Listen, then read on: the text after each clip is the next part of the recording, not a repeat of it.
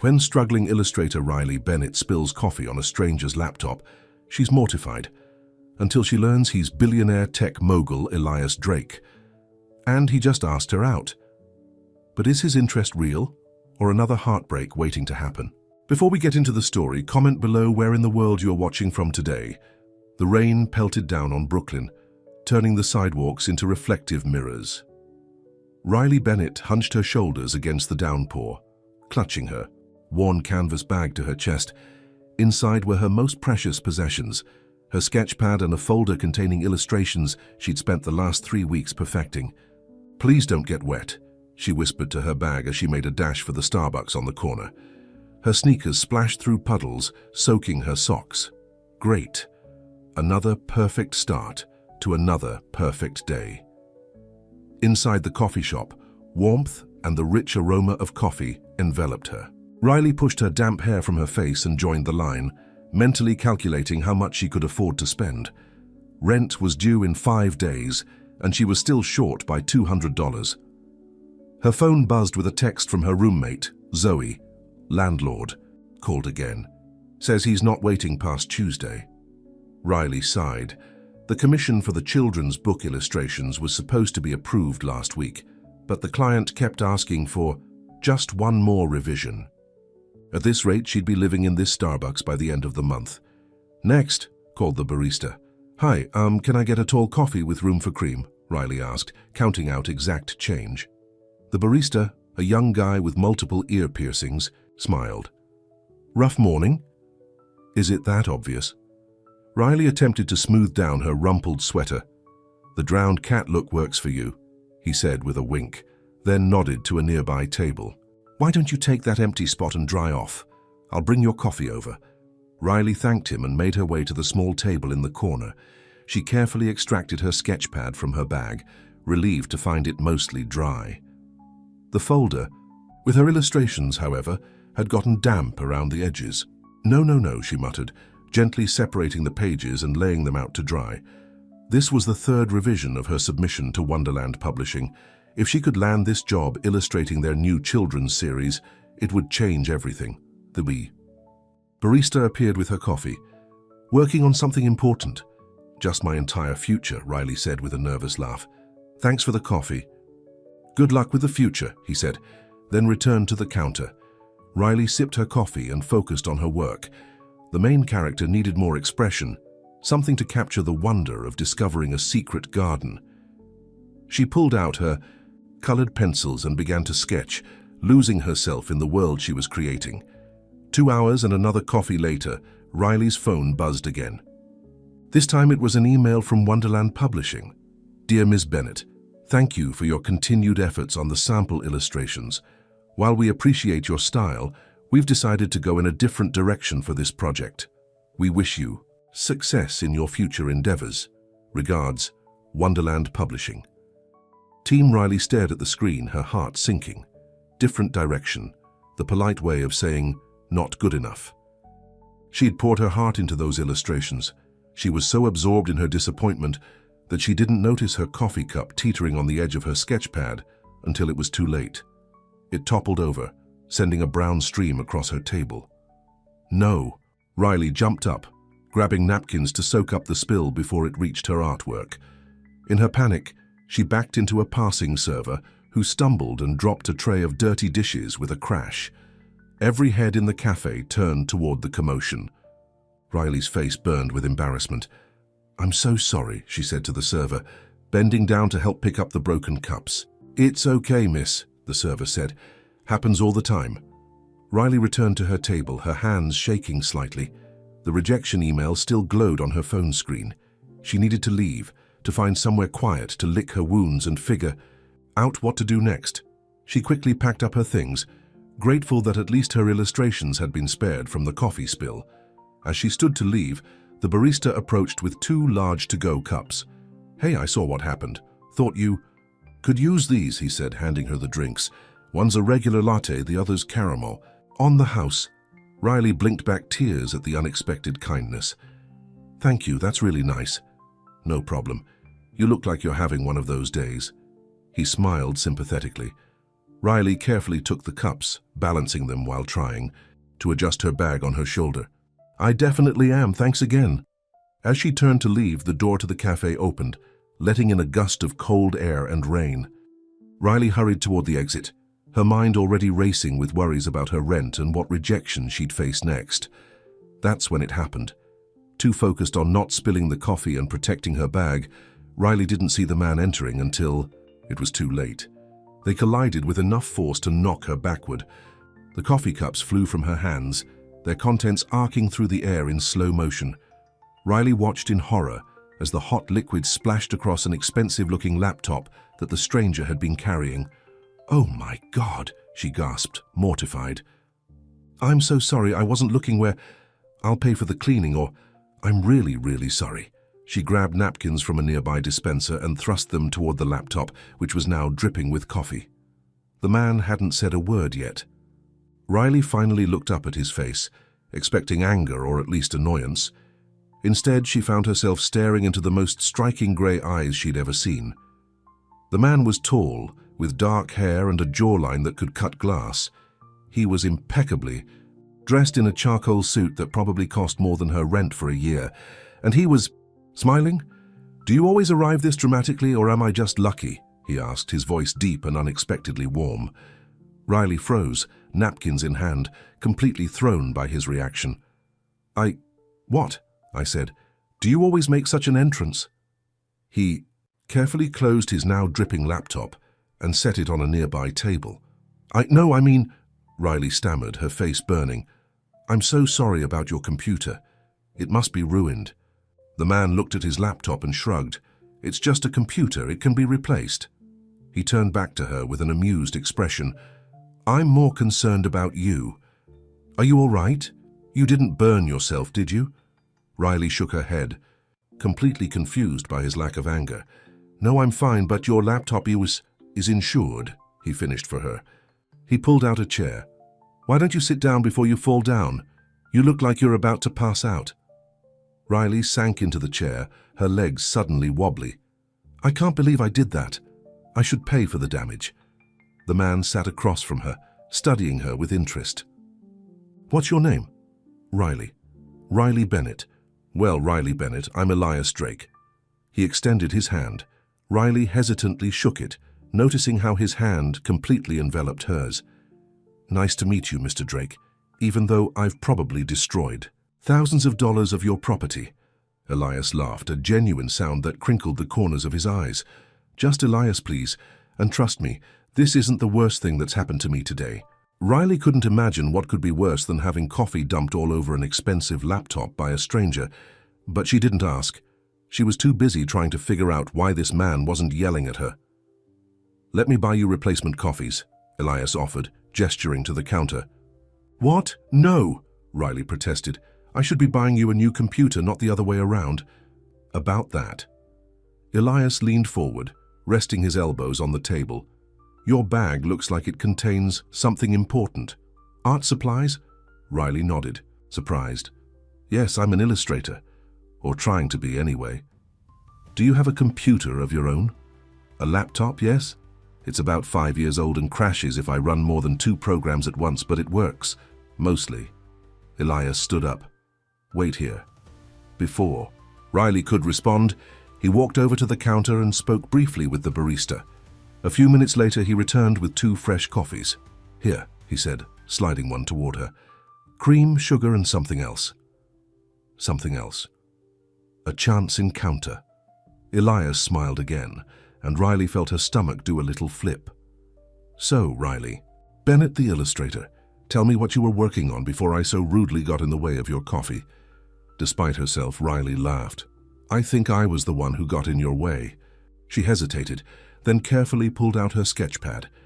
"I was working on some illustrations for a children's book. Well, trying to. I just got rejected by the publisher." Elias's expression softened. "May I?" He gestured to the sketch pad. Riley reluctantly handed it over. She wasn't used to showing her work to strangers, especially not after a rejection, but something about Elias made her want to trust him. He carefully turned the pages, studying each illustration with genuine interest. His fingers, Riley noticed, were long and elegant, moving over her drawings with a gentleness that surprised her. "These are remarkable," he said finally, looking up at her with those intense grey eyes. "The publisher was wrong," Riley blinked, caught off guard by the conviction in his voice. "Thank you, but they're the experts. They must know what they're looking for." Sometimes experts miss what's right in front of them. Elias closed the sketchpad and handed it back.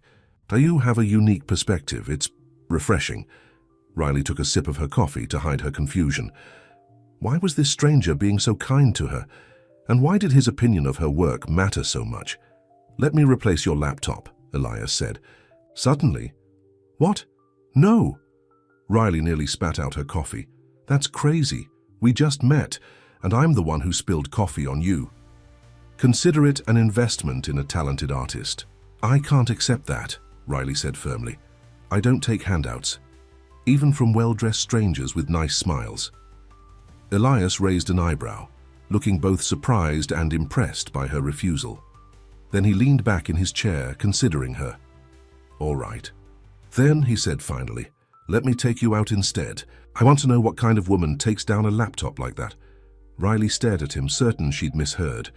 "Take me out? Like, on a date?" "Exactly like that." "Why?" Elias laughed again, the sound warm and genuine.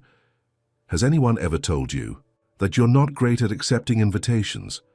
"I'm just confused," Riley admitted. "I ruin your expensive laptop and you want to take me to dinner." "I find you interesting, Riley Bennett. That's a rare thing in my world." Riley didn't know what to make of that. She glanced at his ruined laptop, then back at his face. He seemed sincere, but this whole situation was so bizarre. "I don't even know you," she said. "That's generally the point of a first date," Elias replied, amusement dancing in his eyes. "To get to know each other." Riley bit her lip, considering. He was undeniably attractive, and there was something about him that intrigued her. But this felt too much like a fairy tale, and Riley had stopped believing in those a long time ago. "I'm sorry, but I should go," she said, gathering her things. "Thank you for being so understanding about the laptop, and for the coffee." Elias didn't try to stop her, but as she stood up, he pulled out a business card and wrote something on the back. "If you change your mind," he said, holding it out to her. Riley hesitated, then took the card. "Goodbye, Elias Drake. Until next time, Riley Bennett." She hurried out of the cafe, clutching her bag and the business card. Only when she was halfway down the block did she look at it. The front was simple and elegant. Elias Drake, CEO, Drake Innovations. Below that was a phone number and email address. On the back he'd written, "For when you decide that some accidents are meant to happen." Riley stared at the card, her heart racing. Drake Innovations. Why did that sound familiar? She pulled out her phone and did a quick search. What she found made her stop dead in her tracks, right in the middle of the sidewalk. Drake Innovations was one of the biggest tech companies in the country. And Elias Drake wasn't just any CEO. He was a billionaire tech founder who had virtually disappeared from public life after his younger brother's death 2 years ago. Riley looked back at the Starbucks, but Elias was nowhere to be seen. She had just spilled coffee all over a billionaire's laptop, and he had asked her out. "This can't be real," she muttered to herself as she continued walking home. But the business card in her hand felt very real indeed. Back in her tiny apartment, Riley found Zoe sprawled on their second-hand couch, laptop balanced. On her knees. "You look like you've seen a ghost," Zoe said, glancing up. "What happened?" Riley dropped her bag on the floor and collapsed next to her roommate. "I think I just met a billionaire, and I ruined his computer." Zoe sat up straight, suddenly interested. "You what? Start from the beginning." Riley recounted the entire coffee shop incident, ending with her discovery of who Elias Drake really was. "Holy crap," Zoe breathed when Riley finished. And he asked, "You out, like on a real date?" "Yes, but I said no." Riley pulled out his business card and showed it to Zoe. "Are you insane?" Zoe grabbed the card, examining it as if it might be counterfeit. "He's gorgeous, rich, and apparently doesn't mind when clumsy artists destroy his property. What's the problem?" Riley sighed, sinking deeper into the couch. "The problem is that men like that don't date women like me. He's probably just bored, or I don't know, looking for a charity case. Or maybe he actually likes you, Zoe suggested. It happens, you know, even to women like you, whatever that means. It means broke illustrators who can barely make rent and spill coffee on strangers. You're selling yourself short, Riley. You're talented, funny, and cute in that adorkable way that some guys find irresistible. Riley rolled her eyes. Thanks, I think. Zoe handed the card back. So are you going to call him? No, Riley said firmly. Then, less confidently, maybe.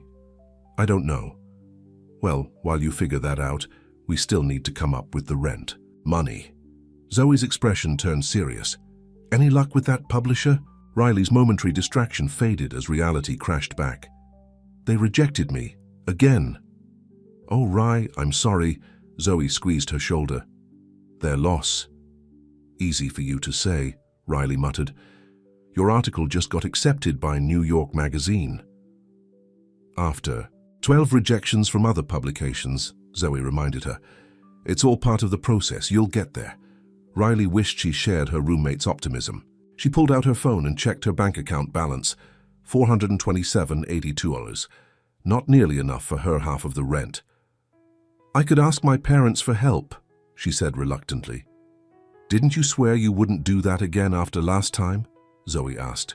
Gently, Riley winced, remembering her father's lecture about real jobs and practical career choices.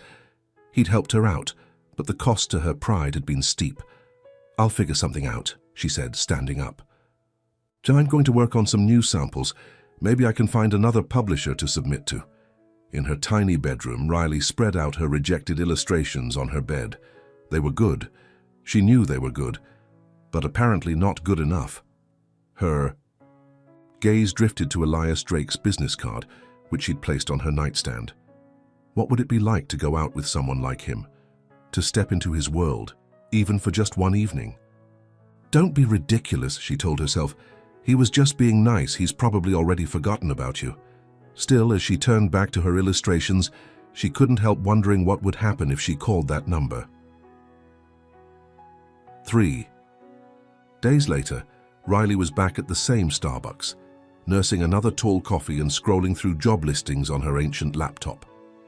Her savings were dwindling, and she'd had to take on a rush commission designing a logo for a friend's startup, work that paid but didn't feed her soul.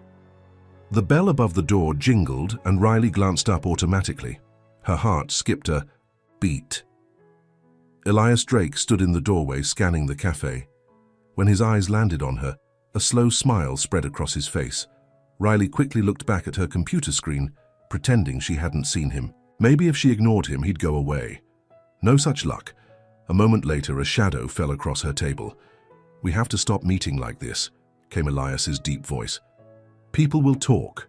Riley looked up, fighting the blush that threatened to color her cheeks. Hi, he replied, gesturing to the empty chair across from her. May I? Riley nodded, closing her laptop to hide the job listings. What are you doing here? Getting coffee, Elias said with a straight face. It's a coffee shop after all. You know what I mean. Elias's expression softened. I had a meeting nearby, but I'd be lying if I said I wasn't hoping to run into you again. Why? The question slipped out before Riley could stop it. Because you never called, Elias said simply, and I couldn't stop thinking about your illustrations. Riley's eyes widened in surprise. My illustrations? And the artist who created them, he added with a small smile. Have you reconsidered my dinner invitation? Riley hesitated. Everything about this situation felt unreal. Men like Elias Drake didn't pursue women like her. There had to be a catch. I did some research on you, she admitted. Elias's smile faded. Slightly. And what did you discover? That you're basically a recluse who hasn't been seen in public for months, that you're worth billions, that your brother... Riley stopped, realizing too late that she might be stepping into painful territory.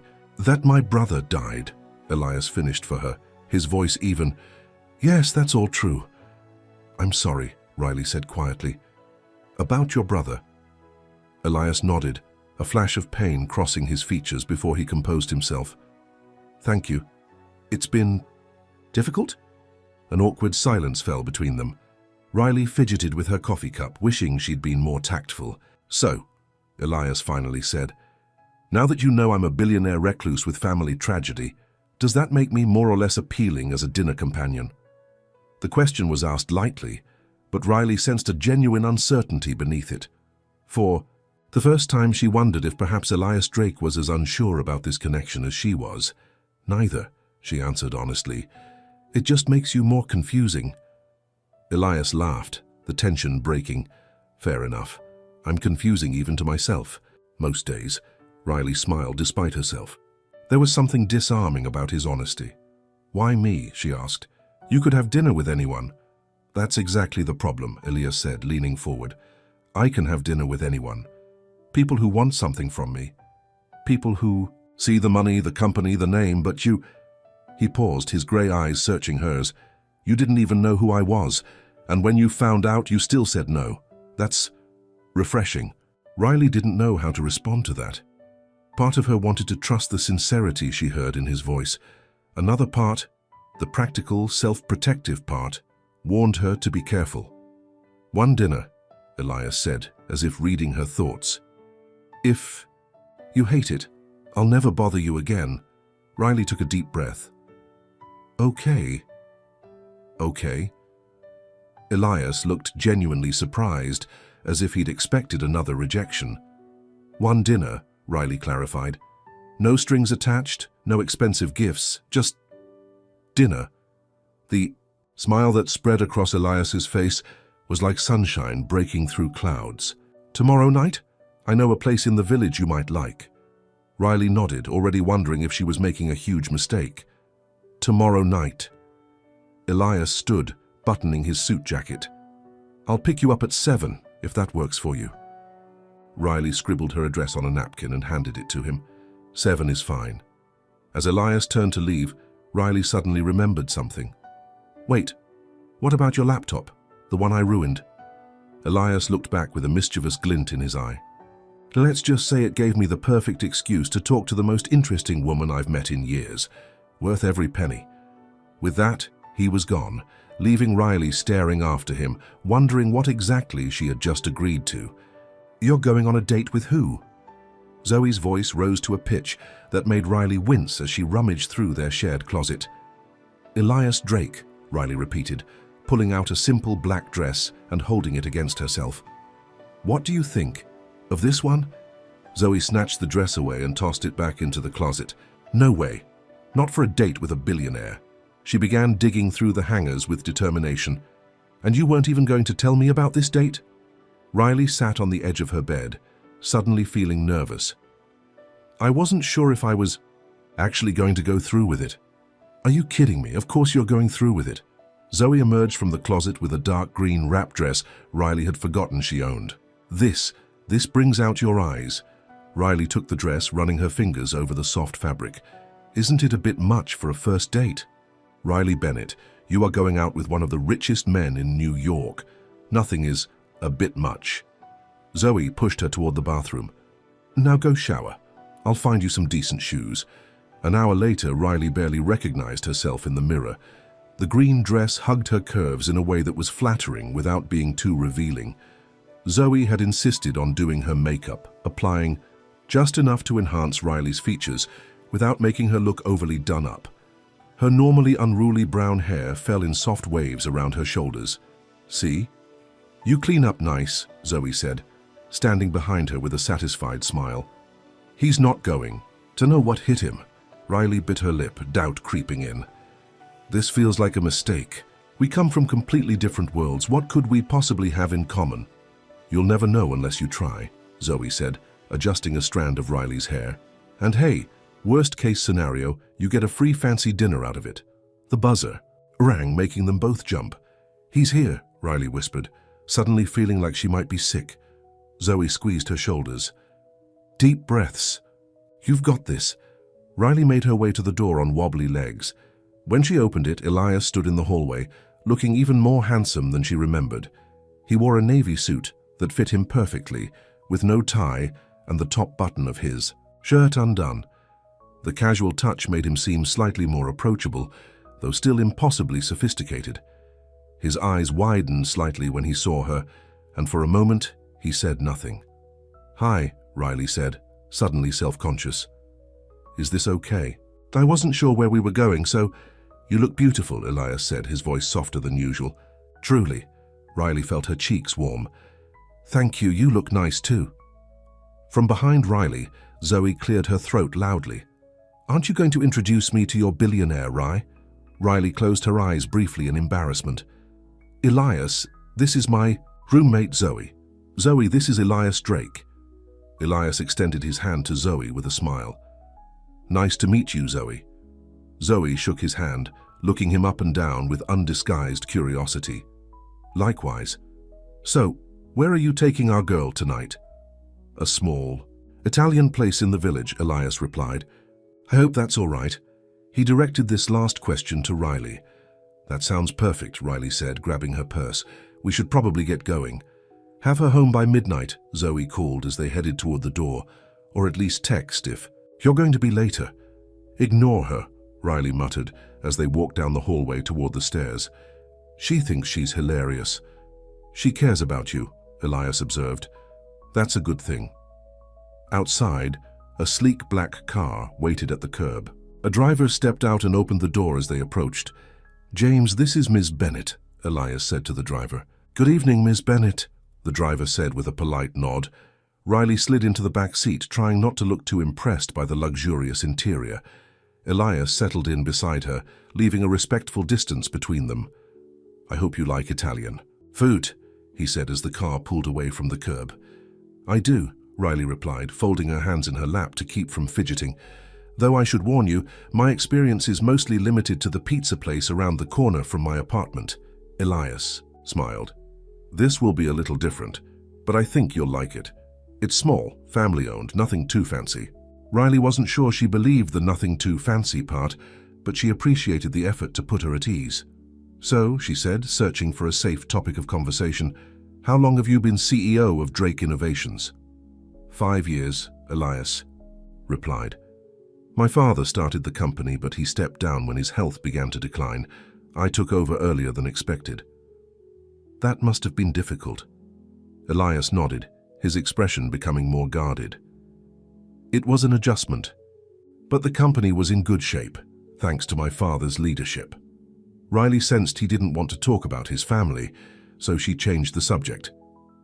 "And what exactly does Drake Innovations do?" "I tried to look it up, but most of the articles were about stock prices and acquisitions." This brought a genuine smile back to Elias's face. "At its core, we develop communication technology. Our main focus has been creating systems that help connect people in remote or underserved areas, but we've expanded into other areas of tech as well." "That sounds actually pretty amazing," Riley admitted, "helping people connect." "That was my father's vision," Elias said. "He grew up in a small town with limited access to the outside world. He wanted to change that for others."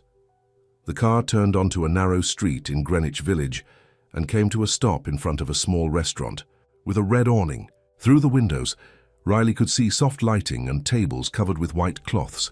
The driver opened the door, and Elias stepped out first, then offered his hand to Riley. She took it, noting how warm his palm felt against hers. "Here we are," Elias said. "Bella Notte, best Italian food in the city, according to my father." The moment they stepped inside, an older man with a round face and salt and pepper hair hurried toward them. "Mr. Drake," he exclaimed, his accent distinctly Italian, "it has been too long." "Hello, Marco," Elias greeted him warmly. "This is Riley." "Bennett. Riley, this is Marco Rossi, the owner and chef." Marco took Riley's hand in both of his. "Welcome, beautiful lady. Any friend of Mr. Drake is a friend of Marco's. Come, your table is ready." He led them through the restaurant to a corner table partially secluded by a wine rack. The restaurant was small but elegant, with perhaps 15 tables total. Every table was occupied, and the low hum of conversation and soft Italian music filled the air. "Your usual wine, Mr. Drake?" Marco asked as they sat down. "If you recommend it," Elias replied. Marco nodded enthusiastically. Of course, and some antipasti to start. The special tonight is very good." "That sounds perfect," Elias said. Thank you, Marco. As Marco bustled away, Riley took in her surroundings, trying not to appear as overwhelmed as she felt. You come here often? My father used to bring me here, Elias said, his expression softening with memory. Marco's father owned it then. It was our tradition. Riley smiled, touched by this glimpse into his past. That's a nice tradition. What about you? Elias asked. Any family traditions? Riley thought for a moment. My mom and I used to go to this tiny bakery in my hometown every Sunday morning. We'd get these enormous cinnamon rolls and hot chocolate, no matter what time of year it was, even in the middle of summer. Where is home for you? A small town in Pennsylvania. Nothing exciting. I couldn't wait to leave and come to New York. Riley traced the edge of her napkin with her fingertip. What about you? Are you a New York native? Born and raised, Elias confirmed. Though I spent a few years in California for college. Marco returned with a bottle of wine and 2 glasses. He poured a small amount for Elias to taste, and after Elias nodded his approval, filled both of their glasses. I'll give you a few minutes. With the menus, Marco said, placing leather-bound menus in front of them. But may I suggest the seafood risotto? It's Mr. Drake's favorite. After Marco left, Riley opened her menu and immediately felt a jolt of anxiety when she saw no prices listed. Don't worry about the cost, Elias said quietly as if reading her mind. Order whatever sounds good to you. Riley closed her menu, meeting his gaze directly. I don't want you to think I agreed to this date because of your money. I don't think that, Elias assured her, but I did invite you, so dinner is my treat, that's all. Riley nodded, relaxing slightly. She opened the menu again and decided on a pasta dish that sounded delicious.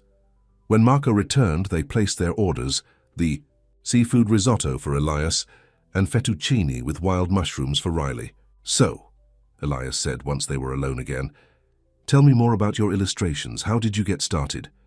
Riley took a sip of wine, pleasantly surprised by the rich flavor. I've been drawing for as long as I can remember. My teachers used to get annoyed because I'd fill the margins of my notebooks with sketches instead of taking notes. And when did you decide to make it your career? I'm not sure I ever made a conscious decision.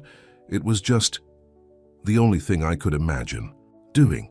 Riley smiled ruefully, much to my father's dismay. He wanted me to go into business or law, something practical. Parents often want security for their children, Elias observed.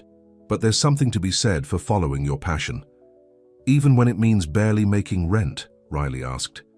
Only half joking. Especially then, Elias said seriously. It takes courage to pursue something uncertain when the safer path is right there. Riley studied him, surprised by his response. Most people think I'm foolish. Most people settle for less than what truly makes them happy. Elias raised his glass slightly.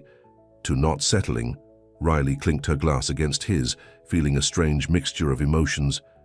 No one had ever validated her choices quite like that. Before their appetizers arrived, a beautiful arrangement of prosciutto, cheese, olives, and roasted vegetables. As they began to eat, the conversation flowed more easily.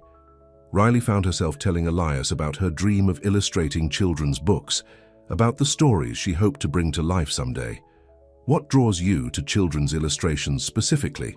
Elias asked, genuinely interested. Riley considered the question. I think it's the magic of it. Children see the world differently. Everything is possible. Everything is new and wonderful, and a little bit scary. I want to capture that feeling, that sense of discovery. Elias nodded, his grey eyes warm as they rested on her face. I'd like to see more of your work sometime. Really? Riley was surprised by his continued interest. Really, he confirmed. The little I saw impressed me. You have talent, Riley. She ducked her head, both pleased and embarrassed by the compliment. Thank you. That means a lot. Their main courses arrived, and for a while they focused on their food. Riley had to admit the pasta was possibly the best she'd ever tasted.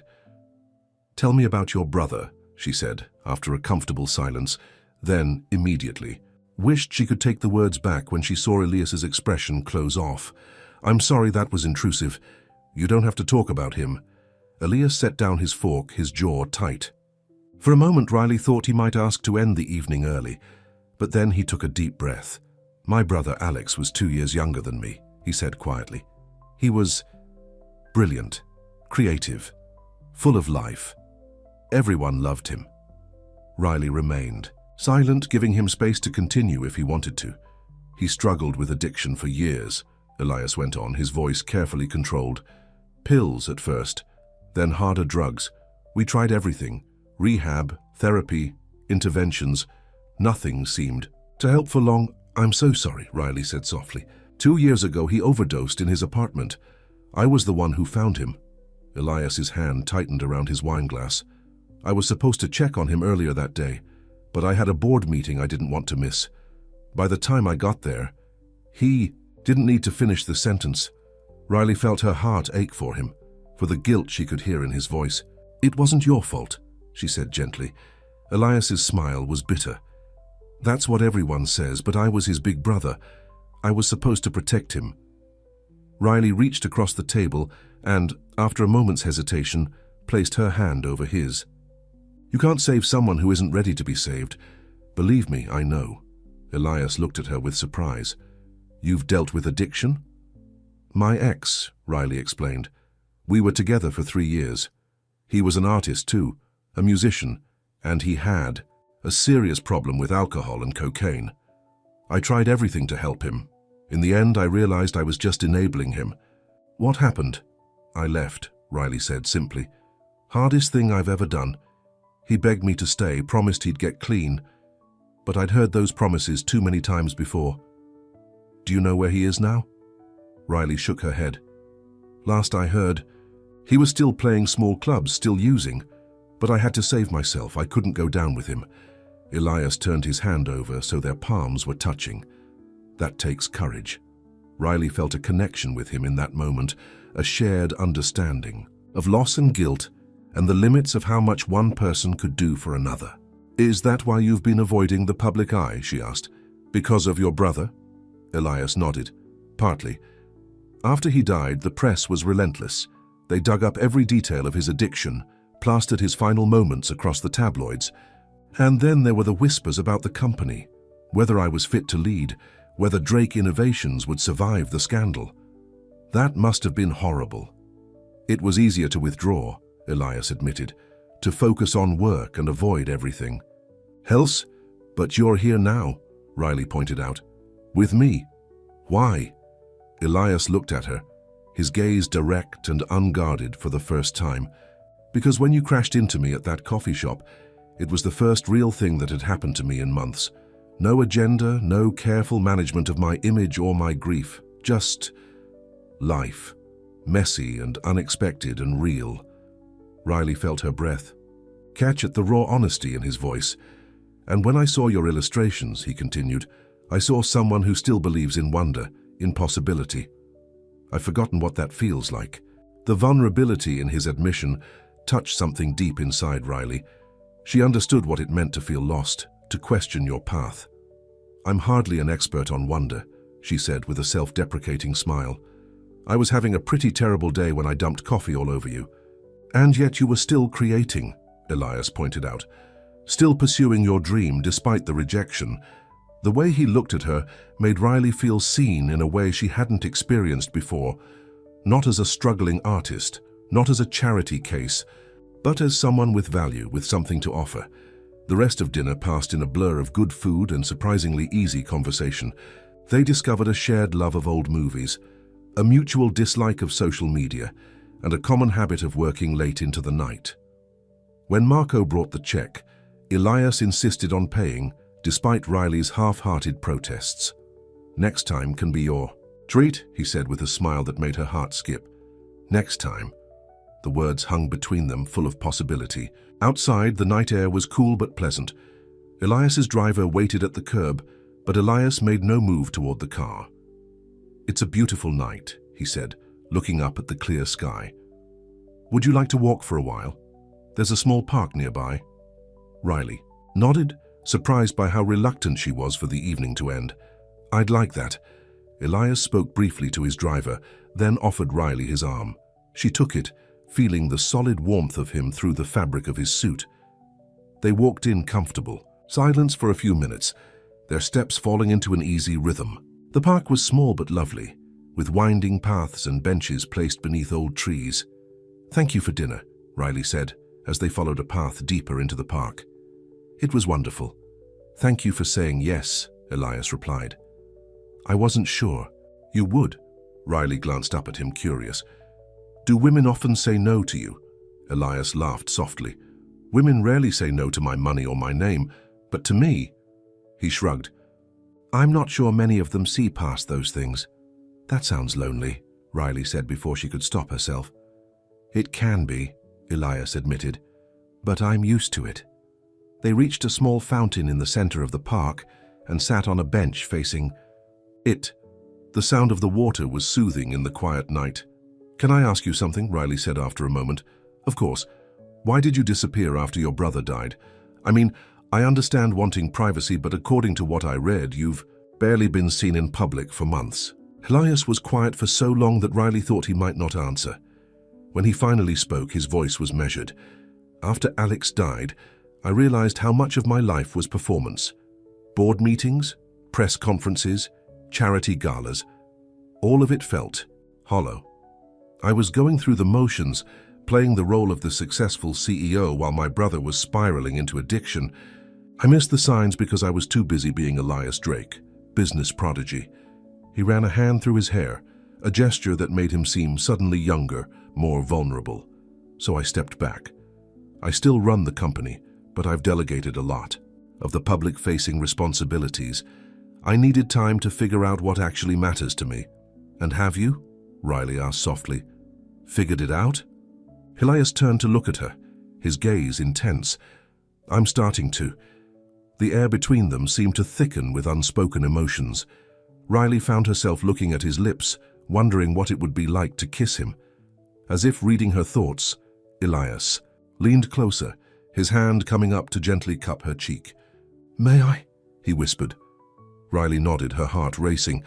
His lips met hers in a kiss so tender it made her ache. There was no demand in it, no rush, just a gentle exploration, a question being asked and answered. When they pulled apart, Riley felt slightly dazed. Elias's eyes were darker than before, his breathing uneven. "I've been wanting to do that since you walked out of your apartment tonight," he admitted, his thumb brushing lightly across her cheekbone. "Just tonight?" Riley teased, feeling suddenly bold. "Not since I ruined your laptop?" Elias laughed, the sound warming her from the inside out. "Well, maybe then too, but you were too busy apologizing for me to make a move." Riley smiled, leaning into his touch. "I'm not apologizing now." "No," Elias agreed, his voice dropping lower. "You're not." He kissed her again, more deeply this time.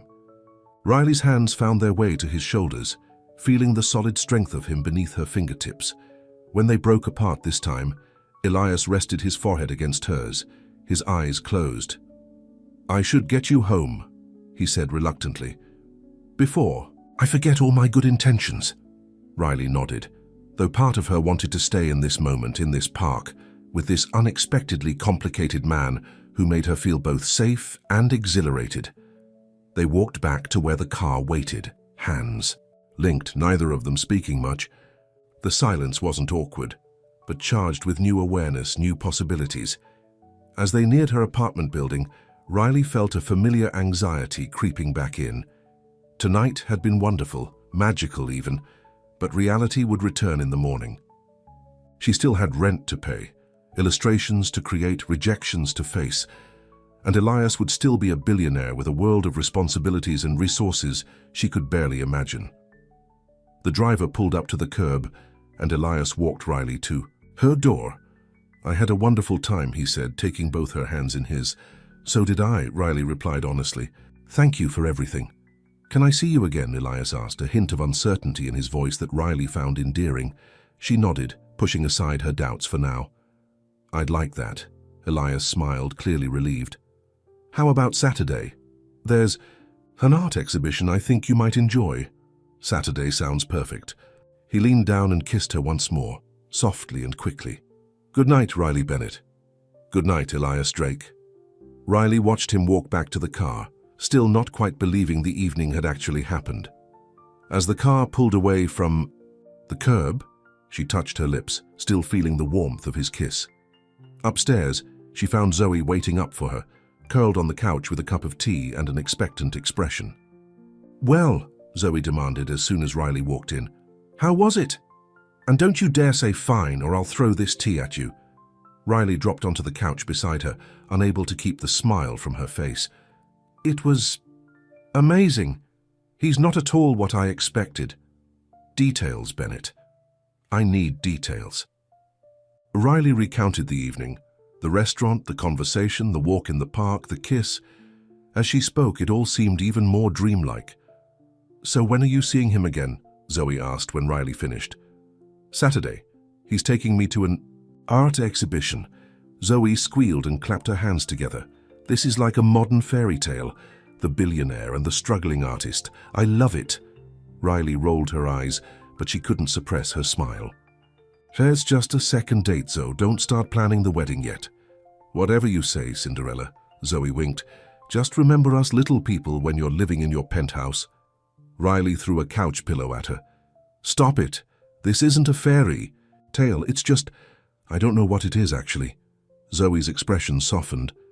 "It's a connection, Ry, and those don't come along every day. Don't overthink it." But overthinking was what Riley did best. As she got ready for bed, doubts began to crowd in. Yes, the evening had been wonderful. Yes, she felt drawn to Elias in a way she hadn't felt with anyone in a long time. But what could possibly come of it? She was a nobody, a struggling illustrator, with student loans and a tendency to spill coffee. He was Elias Drake, tech mogul and heir to a fortune. They might have shared a magical evening, but reality had a way of intruding on magic. Still, as she drifted off to sleep, it was the memory of his kiss that followed her into dreams, not the doubts. Saturday arrived both too quickly and not quickly enough.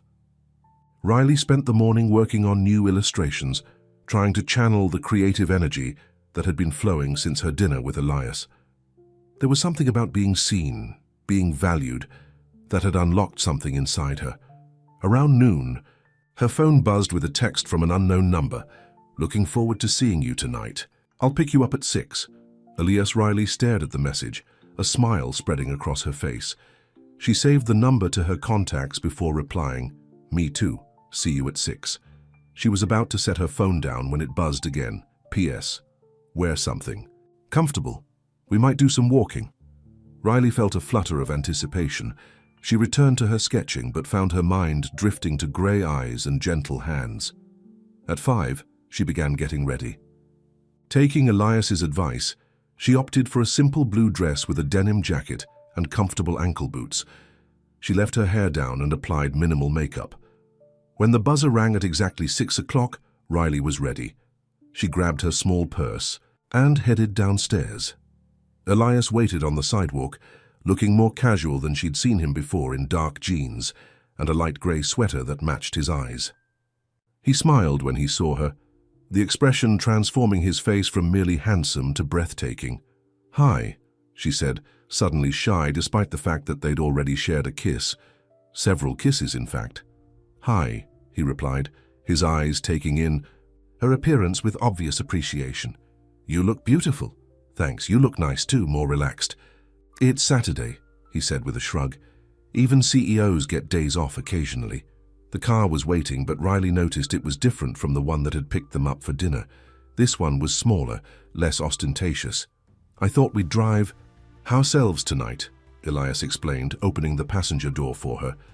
"If that's all right with you." "You drive?" Riley asked, then immediately felt foolish. "I mean, of course you drive. I just assumed." Elias laughed as he rounded the car and slid into the driver's seat. "That I have people to do everything for me. Not everything." As they pulled away from the curb, Riley found herself studying his profile. The strong line of his jaw, the slight furrow of concentration between his brows as he navigated the busy streets. He seemed more human behind the wheel of a car, more accessible. "So where are we going?" she asked. "A small gallery in Chelsea," Elias replied. "They're featuring an exhibition of emerging illustrators. I thought you might find it interesting." Riley felt a surge of emotion at his thoughtfulness. That sounds perfect. The gallery was indeed small, tucked between a boutique and a cafe. A discreet sign above the door read, Horizon Gallery. Inside, the space was bright and modern, with white walls and polished concrete floors. About 20 people milled around, examining the artwork and sipping wine from plastic cups. "Would you like a drink?" Elias asked as a server approached with a tray. Riley nodded, and they each took a glass of white wine. As they began to move through the exhibition, Riley was immediately drawn to the diverse styles on display. Some of the illustrations were whimsical and colorful, others more abstract or dark. All showed tremendous talent. "These are amazing," she said, stopping in front of a series of illustrations depicting urban scenes with fantastical elements hidden within them. "Look at the detail in these." Elias stood close beside her, his arm brushing against hers. "What do you think of the technique?" Riley launched into an enthusiastic analysis of the artist's use of color and perspective. As she spoke, she realized Elias was watching her more than the artwork, a small smile playing on his lips. "What?" she asked, suddenly self-conscious. "I like watching you talk about art," he said simply. "Your whole face lights up." Riley felt her cheeks warm. "Sorry, I tend to get carried away. Don't apologize. It's refreshing to see someone so passionate about what they do." They continued through the gallery, Riley sharing her thoughts on different pieces while Elias listened attentively. Occasionally he would ask a question that showed he was genuinely trying to understand her perspective, not just humoring her. Near the back of the gallery, Riley stopped abruptly in front of a display. "Oh my God, what is it?" Elias asked, concerned. Riley pointed to the name beside a series of whimsical forest scenes. "Emma Chen. She's the illustrator Wonderland Publishing hired instead of me. These must be the illustrations for the book I was trying to get." Elias studied the artwork carefully. "They're good," he admitted, "but different from your style." "Very different," Riley agreed, a knot forming in her stomach as she examined the illustrations. They were technically excellent, with vibrant colors and a playful energy. "More commercial, I guess. More safe." She felt a hand on the small of her back and turned to find Elias looking at her with understanding. "Your work has more heart," he said quietly. "More imagination." Riley smiled gratefully, touched by his loyalty even though he'd seen very little of her work. "Thank you for saying that." "I mean it." Elias's hand remained on her back, a warm, steadying presence. "Different doesn't mean better." They moved on to the next display, but Riley's mood had shifted. Seeing Emma Chen's work had brought back the sting of rejection, the nagging doubt that maybe she wasn't good enough. Elias seemed to sense her change in mood. "Are you hungry? There's a great little place around the corner." Riley nodded, grateful for the suggestion. Food would be good. As they were about to leave, a woman approached them, her eyes widening as she recognized Elias. "Mr. Drake, what a surprise to see you here." She extended her hand. "Vivian Mercer, we met at the tech conference in San Francisco last year." Elias shook her hand, his expression polite but reserved. "Ms. Mercer, nice to see you again." Vivian's gaze shifted to Riley, curiosity evident in her perfectly made-up face. "And who is your lovely companion?" "This is Riley Bennett," Elias said, his hand finding Riley's. "Riley, Vivian Mercer is the CEO of Mercer Tech." "A pleasure," Vivian said, though her eyes had cooled considerably. "Are you in the tech industry as well, Ms. Bennett?" "No," Riley replied, suddenly very aware of her simple dress and minimal makeup next to Vivian's designer outfit and flawless appearance. "I'm an illustrator." "How interesting," Vivian said, in a tone that suggested it was anything but. She turned back to Elias. "We've been trying to reach you about a potential collaboration, Mr. Drake. Your assistant keeps saying you're unavailable." "I've been focusing on internal projects lately," Elias said smoothly. "But feel free to send over a proposal. My team will review it." Vivian smiled, though it didn't reach her eyes. "Of course. I won't keep you any longer. Enjoy your evening." As she walked away, Riley felt a chill from the woman's dismissive attitude. "Friend of yours?" she asked Elias. "Competitor," he corrected, "and not a particularly ethical one." "Shall we go?" Outside, The spring evening had turned cooler. Elias draped his arm around Riley's shoulders as they walked to the restaurant, a casual Italian place with checkered tablecloths and candles in wine bottles. Over pasta and a shared bottle of red wine, Riley found her spirits lifting again. Elias had a way of making her feel at ease, of drawing her out of her own head. "Can I ask you something?" she said as they finished their meal. "And you don't have to answer if it's too personal." "Go ahead," Elias said, setting down his wine glass. "What happened with your father? You mentioned his health declined." Elias nodded, his expression somber but not closed off as it had been when she'd asked about his brother. "Parkinson's disease. He was diagnosed 8 years ago.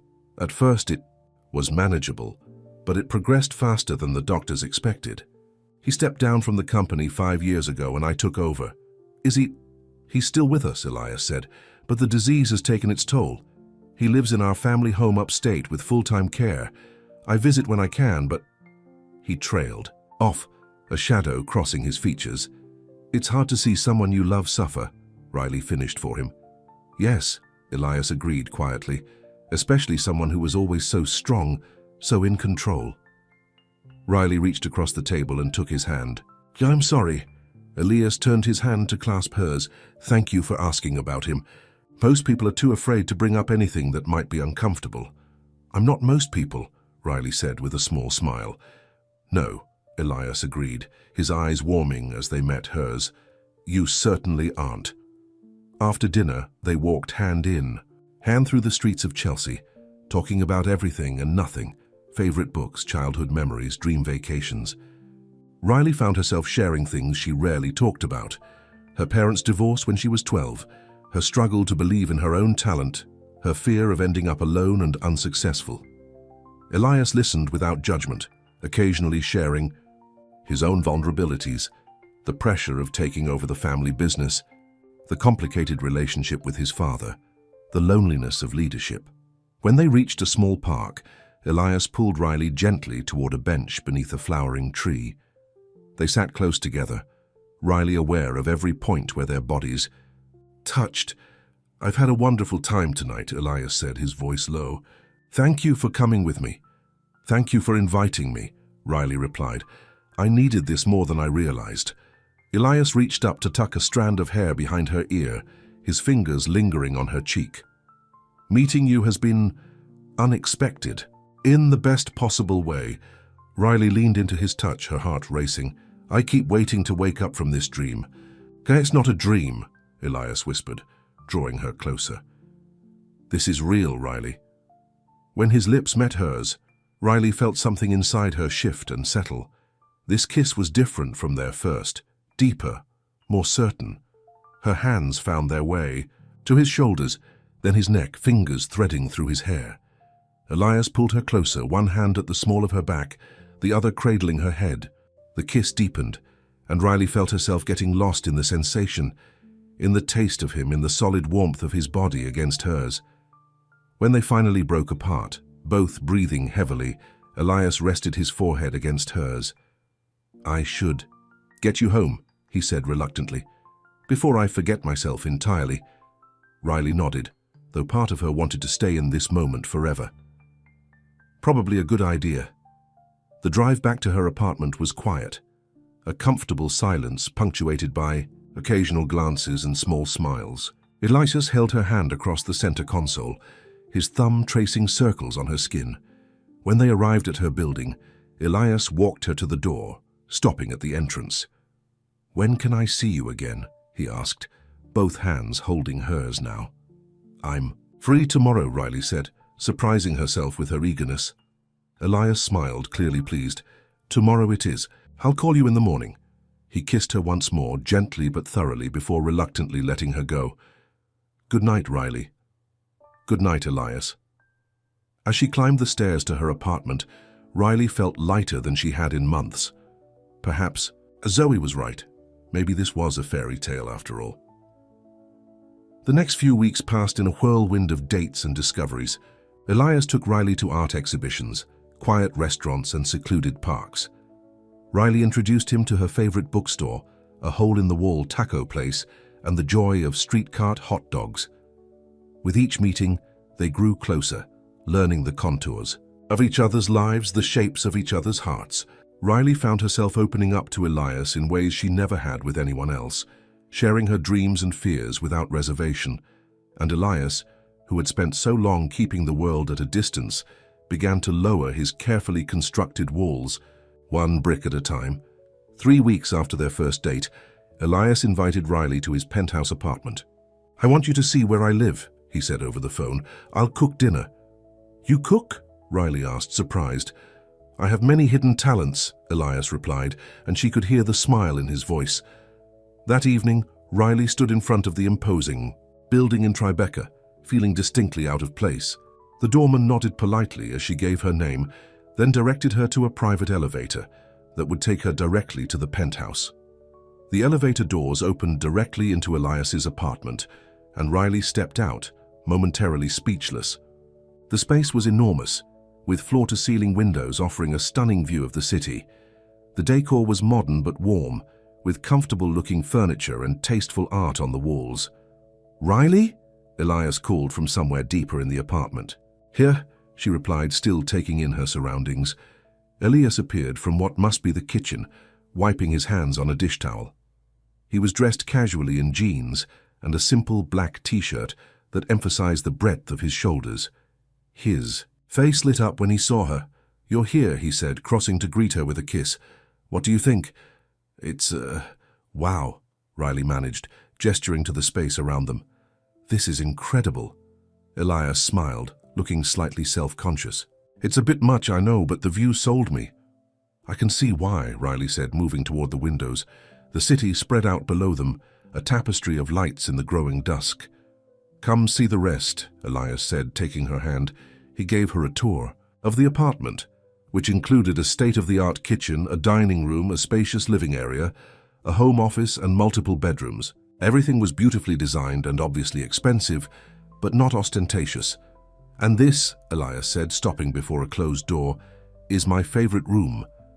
He opened the door to reveal a small but cozy library with built-in bookshelves covering every wall. A comfortable leather armchair sat near the window, with a reading lamp positioned perfectly beside it. "It's beautiful," Riley said, running her fingers along the spines of the books.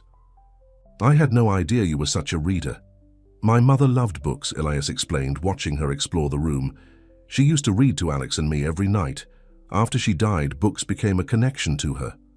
Riley turned to him, touched by this glimpse into his childhood. "How old were you when she passed away?" 12, Elias said. "Cancer. It was quick, only 3 months from diagnosis to the end." "I'm so sorry," Riley said softly. "That must have been incredibly hard." Elias nodded, his expression distant for a moment. "It was. My father threw himself into work afterward. Alex and we kind of raised each other in a way." Riley moved closer to him, slipping her arms around his waist. "Thank you for sharing this with me." Elias held her close, his chin resting on top of her head. "I've never brought anyone here before. Not like this." The admission sent a flutter through Riley's chest. "Not even—" "No," Elias said, understanding her unspoken question. "I've dated, of course, but I've always kept a certain distance. This apartment has been my sanctuary." "And now?" Riley asked, looking up at him. "Now I want to share it with you," Elias said simply. The moment was interrupted by a timer beeping in the kitchen. Elias reluctantly released her. "That's dinner. Hope you like lasagna." "I love it," Riley assured him, following him back to the kitchen. The meal was delicious, and Riley was genuinely impressed by Elias's cooking skills. They ate at the kitchen island rather than the formal dining room, drinking wine and talking easily as the city lights twinkled outside. After dinner, they moved to the living room, where Elias built a fire in the sleek fireplace. They sat on the plush sofa, Riley tucked against his side, his arm around her shoulders. "This is nice," she murmured, feeling more content than she had in years. "It is," Elias agreed, pressing a kiss to her temple. They sat in comfortable silence for a while, watching the flames dance. Then Elias spoke, his voice thoughtful. "Riley, there's something I want to talk to you about." Something in his tone made Riley tense slightly. That sounds serious. Elias shifted so he could see her face. It's about your work. I saw an opportunity. That might interest you? Riley sat up straighter. What kind of opportunity? There's a children's publishing house that Drake Innovations has connections with through our Literacy Foundation. They're looking for a new illustrator for a series of science books for young readers. I mentioned your work, and they're interested in seeing your portfolio. Riley blinked, trying to process this information. You recommended me for a job? I just got you an opportunity to be considered, Elias clarified. Your work will have to speak for itself. Riley stood up, suddenly feeling the need to move. Why didn't you ask me first? Elias looked surprised by her reaction. I thought you'd be pleased. This could be a great opportunity for you. It could be, Riley agreed, pacing in front of the fireplace. But it feels, I don't know, like charity. Elias's expression hardened slightly. It's not charity, Riley. It's networking. It happens all the time in business. But that's just it, Riley said, frustration building. I'm not in business, I'm an artist. I want to succeed because my work is good, not because I'm dating someone with connections. Your work is good, Elias said, standing now too. That's why I mentioned you. But in the real world, talent isn't always enough. Sometimes you need a door to open. Riley ran a hand through her hair, conflicted. Part of her knew he was right. Breaking into illustration was notoriously difficult, and connections mattered. But another part felt uneasy. I appreciate what you were trying to do, she said finally. I really do, but I need to know that whatever success I achieve is because of me, not because of who I'm dating. Elias studied her for a long moment. I understand pride, Riley, but there's a fine line between pride and self-sabotage. This isn't self-sabotage, Riley insisted. It's about integrity, about knowing I earned my place. And if you turn down this opportunity, what then? More rejections? More struggling to make rent? How does that serve your art? Elias's voice had an edge now, a hint of the businessman used to getting his way. Riley felt her own temper flare. That's not fair. You don't get to use my financial situation as leverage. That's not what I'm doing, Elias said, frustration evident in his voice. I'm trying to help you. I don't need saving, Elias. I need respect. They stared at each other, across the space between them, both breathing a little harder than normal. It was their first real disagreement, and the tension in the room was palpable. Finally, Elias sighed, his shoulders dropping slightly. You're right. I should have asked you first. I apologize. The simple apology deflated Riley's anger. Thank you. And I'm sorry for overreacting. I know you meant well. Elias moved toward her, closing the distance between them. I do respect you, Riley. More than you know. Your talent, your determination, your integrity, they're what drew me to you. In the first place, Riley looked up at him, seeing the sincerity in his eyes. I know, and I appreciate that you want to help, but this is something I need to do on my own terms. Elias nodded, taking her hands in his. I understand. No more behind-the-scenes assistance without consultation. I promise. Riley smiled, relieved that he understood. Thank you. Elias pulled her closer, wrapping his arms around her waist. Can we stop fighting now? I had plans for this evening that didn't involve arguing. Oh, really? Riley raised an eyebrow, her hands resting on his chest. What kind of plans? In answer, Elias lowered his head and kissed her, slow and deep. Riley melted against him, the tension of their argument dissolving into a different kind of tension altogether. His hands slid up her back, drawing her closer still. Riley's fingers tangled in his hair as the kiss intensified, becoming hungrier, more urgent. When they broke apart, both were breathing heavily. Elias rested his forehead against hers, his eyes dark with desire. Stay with me tonight, he whispered. Riley's heart raced at the invitation. They hadn't taken this step yet, though they'd come close several times. Yes, she said simply. Elias's smile was both tender and heated as he took her hand and led her toward the bedroom. Later, lying in his arms, Riley felt a sense of peace she hadn't experienced in years. Elias's breathing had evened out, his body relaxed in sleep beside her. The city lights glowed through the floor-to-ceiling windows, casting a soft illumination over the room. She studied his face in repose, the strong lines softened in sleep. These past weeks had been like a dream: dinners at exclusive restaurants, walks in private gardens, passionate kisses in the back of luxury cars. But it was these quiet moments that meant the most to her. Elias laughing at her terrible jokes, listening intently as she explained her artistic process, looking at her as if she were the most fascinating person he'd ever met. Was she falling in love with him? The thought both thrilled and terrified her. Their worlds were so different. And yet, here in the darkness, those differences seemed to matter less. As if sensing her thoughts, Elias stirred, his arm tightening around her. "Can't sleep," he murmured, his voice thick with drowsiness. "Just thinking," Riley whispered back. "About? This. Us. How unexpected it all is." Elias opened his eyes, now fully awake. "Good unexpected or bad unexpected?" "Good," Riley assured him, tracing his jawline with her fingertip. "Definitely good." Elias caught her hand and pressed a kiss to her palm. "I've never felt this way about anyone before," he admitted, his voice quiet in the darkness. "It scares me sometimes." The vulnerability in his admission touched Riley deeply. "Me too," she confessed. "I keep waiting for the other shoe to drop." "What do you mean?" Riley sighed, trying to put her fears into words. "In my experience, good things don't last, especially things that seem too good to be true."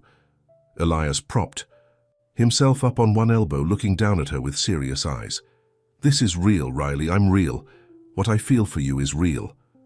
"But we come from such different worlds," Riley said, voicing the worry that had lingered since their first meeting. "I'm a struggling artist who can barely make rent. You're, well, you. And that matters to you?" Elias asked, a hint of hurt in his voice. "No," Riley said quickly, "but it might matter to others. Like that woman at the gallery, Vivian. The way she looked at me." "Vivian Mercer's opinion means nothing to me," Elias said firmly. "Nor does anyone else's. The only thing that matters is how we feel about each other." Riley wanted to believe him, wanted to silence the doubts that whispered in the back of her mind. "It's just hard sometimes feeling like I don't belong in your world." Elias was quiet for a moment, considering her words. Then he said, "Maybe it's not about you fitting into my world, or me fitting into yours. Maybe it's about creating a new world together." The simple wisdom of his statement brought tears to Riley's eyes. "I'd like that," she whispered. Elias gathered her close, pressing a kiss to her forehead. "So would I." As she drifted off to sleep in his arms, Riley felt the last of her doubts begin to fade. Whatever challenges lay ahead, they would face them together. And the next morning, Riley woke to the smell of coffee and the sound of movement in the kitchen. She stretched lazily in Elias's enormous bed, a smile spreading across her face, as memories of the night before flooded back. She slipped out of bed and borrowed one of Elias's shirts, which fell to mid-thigh. Following the scent of coffee, she padded barefoot to the kitchen, where she found Elias at the stove, making what appeared to be French toast. "Good morning," she said, leaning against the doorframe. Elias turned, his face lighting up when he saw her. "Good morning, beautiful."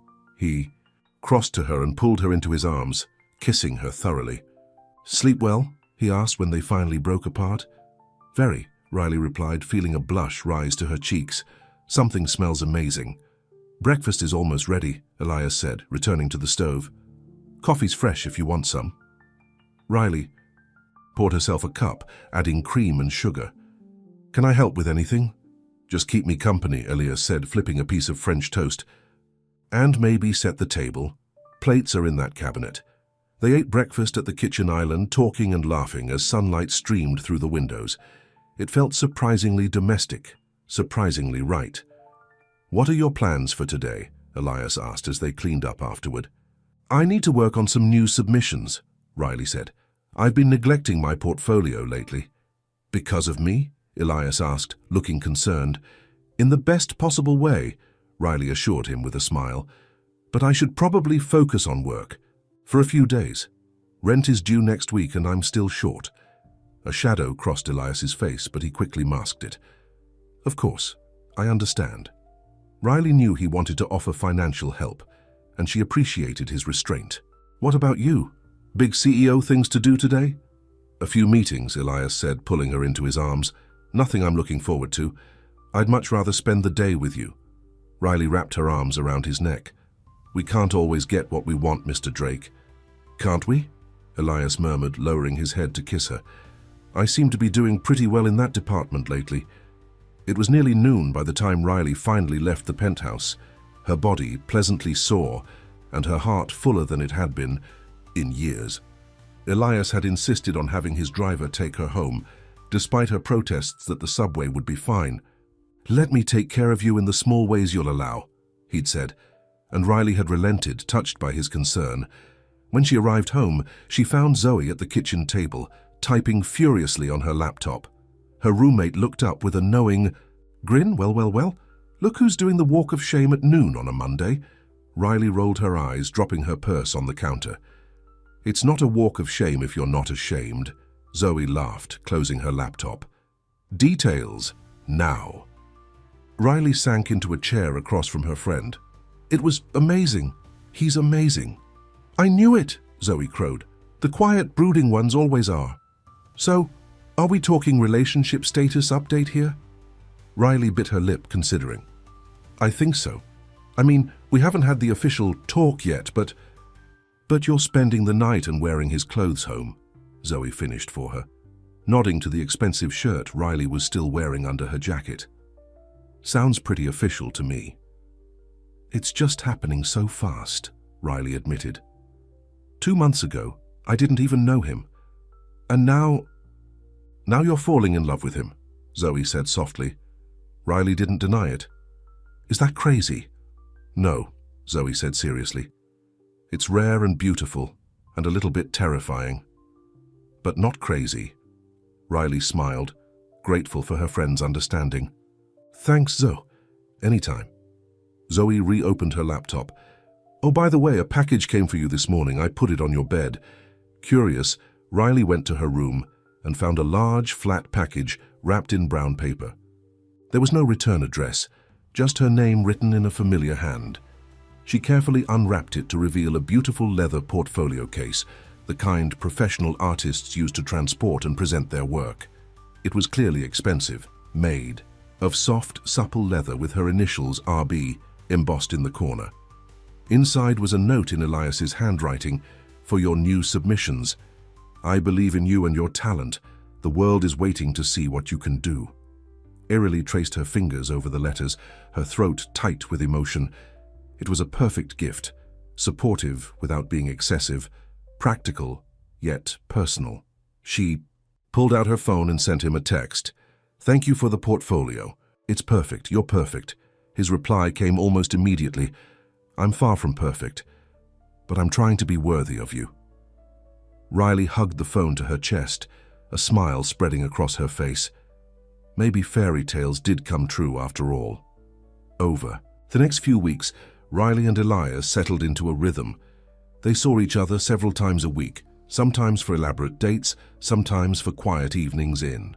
Riley gradually grew more comfortable in Elias's world, while he seemed to genuinely enjoy the simplicity of hers. One Saturday afternoon, they were browsing in Riley's favorite bookstore when her phone rang. She didn't recognize the number, but answered anyway. Hello, is this Riley Bennett? A brisk professional voice asked. Yes, this is she. Ms. Bennett, this is Patricia Klein from Horizon Publishing. We received your portfolio submission last week, and I'd like to discuss a potential project with you. Riley's heart leaped into her throat. Horizon was one of the top children's book publishers in the country. She'd submitted her portfolio weeks ago, but had given up hope of hearing back. Yes, of course, she managed to say, gesturing excitedly to Elias, who was watching her with curiosity. We're working on a new series of books about a little girl who discovers magic in everyday objects, Patricia explained. Your style would be perfect for the project. Would you be available to meet next week to discuss details? Absolutely, Riley said, trying to keep her voice steady. I'm available any day next week. Excellent. How about Wednesday at 10 a.m. at her offices? I'll email you the address. Wednesday at 10 works perfectly. Thank you so much for the opportunity. We're looking forward to meeting you, Ms. Bennett. Have a good day." Riley ended the call and stared at her phone in disbelief. Then she let out a small squeal and threw her arms around Elias's neck. "What is it?" he asked, laughing as he steadied them both. "Horizon Publishing. They want to meet with me about illustrating a children's book series." Riley could barely contain her excitement. "This is huge, Elias. They're one of the biggest publishers in the industry." Elias's smile was warm and genuine. "That's amazing, Riley. I'm so proud of you." Riley pulled back slightly, a sudden suspicion forming. "Did you have anything to do with this?" Elias shook his head, his expression serious. "No, I promised I wouldn't interfere, and I meant it. This is all you, Riley. Your talent, your work." Riley searched his face for any sign of deception, but found only sincerity and pride. "I got it on my own," she whispered, the reality sinking in. "They actually liked my work." "Of course they did," Elias said, pulling her close again. "You're incredible. I've been telling you that since the day we met." Riley laughed, joy bubbling up inside her. "We should celebrate." "Absolutely," Elias agreed. "Anything you want." "Pizza and cheap wine on my rooftop," Riley decided immediately. "Under the stars." Elias looked surprised, then amused. "Not exactly what I had in mind, but if that's what you want, that's what we'll do." That evening they sat on the small rooftop of Riley's apartment building, eating pizza straight from the box and drinking wine from plastic cups. The view wasn't as spectacular as from Elias's penthouse, but the night was clear, and a few stars were visible despite the city lights. "To your success," Elias said, raising his cup. "The first of many." Riley clinked her cup against his. "And to unexpected blessings," she added, looking at him meaningfully. As they ate and talked, Riley found herself thinking about how much her life had changed in such a short time. Not just because of the potential job, though that was certainly a dream come true, but because of the man sitting beside her, looking at her as if she were the most precious thing in his world. "What are you thinking about?" Elias asked, noticing her contemplative expression. "How different my life is now compared to 2 months ago," Riley admitted. "How different I feel." "Different good or different bad?" "Different good," Riley assured him. "Very good." Elias took her hand, his expression becoming serious. "Riley, there's something I want to say." The intensity in his voice made Riley's heart skip a beat. "What is it?" "These past weeks have been the happiest of my life," Elias said, his eyes never leaving hers. "After Alex died, I thought I'd never feel joy again. I was just going through the motions, existing but not living. And then you crashed into my life, quite literally, and everything changed." Riley squeezed his hand, encouraging him to continue. "I know it hasn't been long," Elias went on, "and I know our worlds are very different, but I've never been more certain of anything than I am of how I feel about you." He took a deep breath and Riley held hers, sensing what was coming. "I love you, Riley Bennett," Elias said simply, the words hanging in the night air between them. "I love your talent, your determination, your kindness. I love the way you see beauty in the ordinary. I love that you don't care about my money or my name. I just love you." Tears filled Riley's eyes as emotions welled up inside her. "I love you too," she whispered, the words feeling both terrifying and absolutely right. "I tried not to. I told myself it was too soon, that it couldn't be real. But it is. I love you, Elias Drake." Elias's smile was radiant as he pulled her into his arms, kissing her with a tenderness that brought fresh tears to her eyes. When they broke apart, he rested his forehead against hers, his eyes closed as if savoring the moment.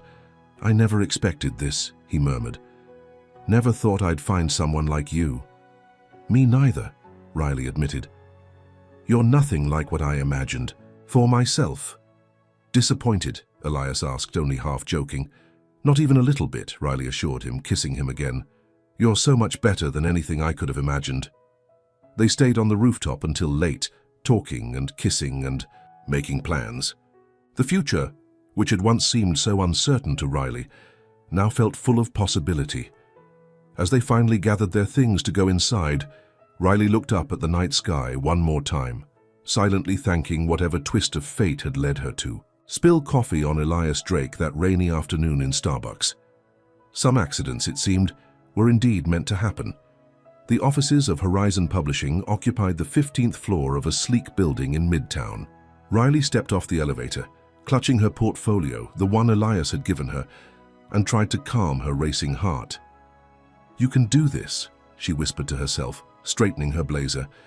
She'd borrowed it from Zoe, along with a pair of heels that pinched her toes but looked professional. The receptionist, a young woman with purple-framed glasses, smiled as Riley approached. "Can I help you?" "I'm Riley Bennett.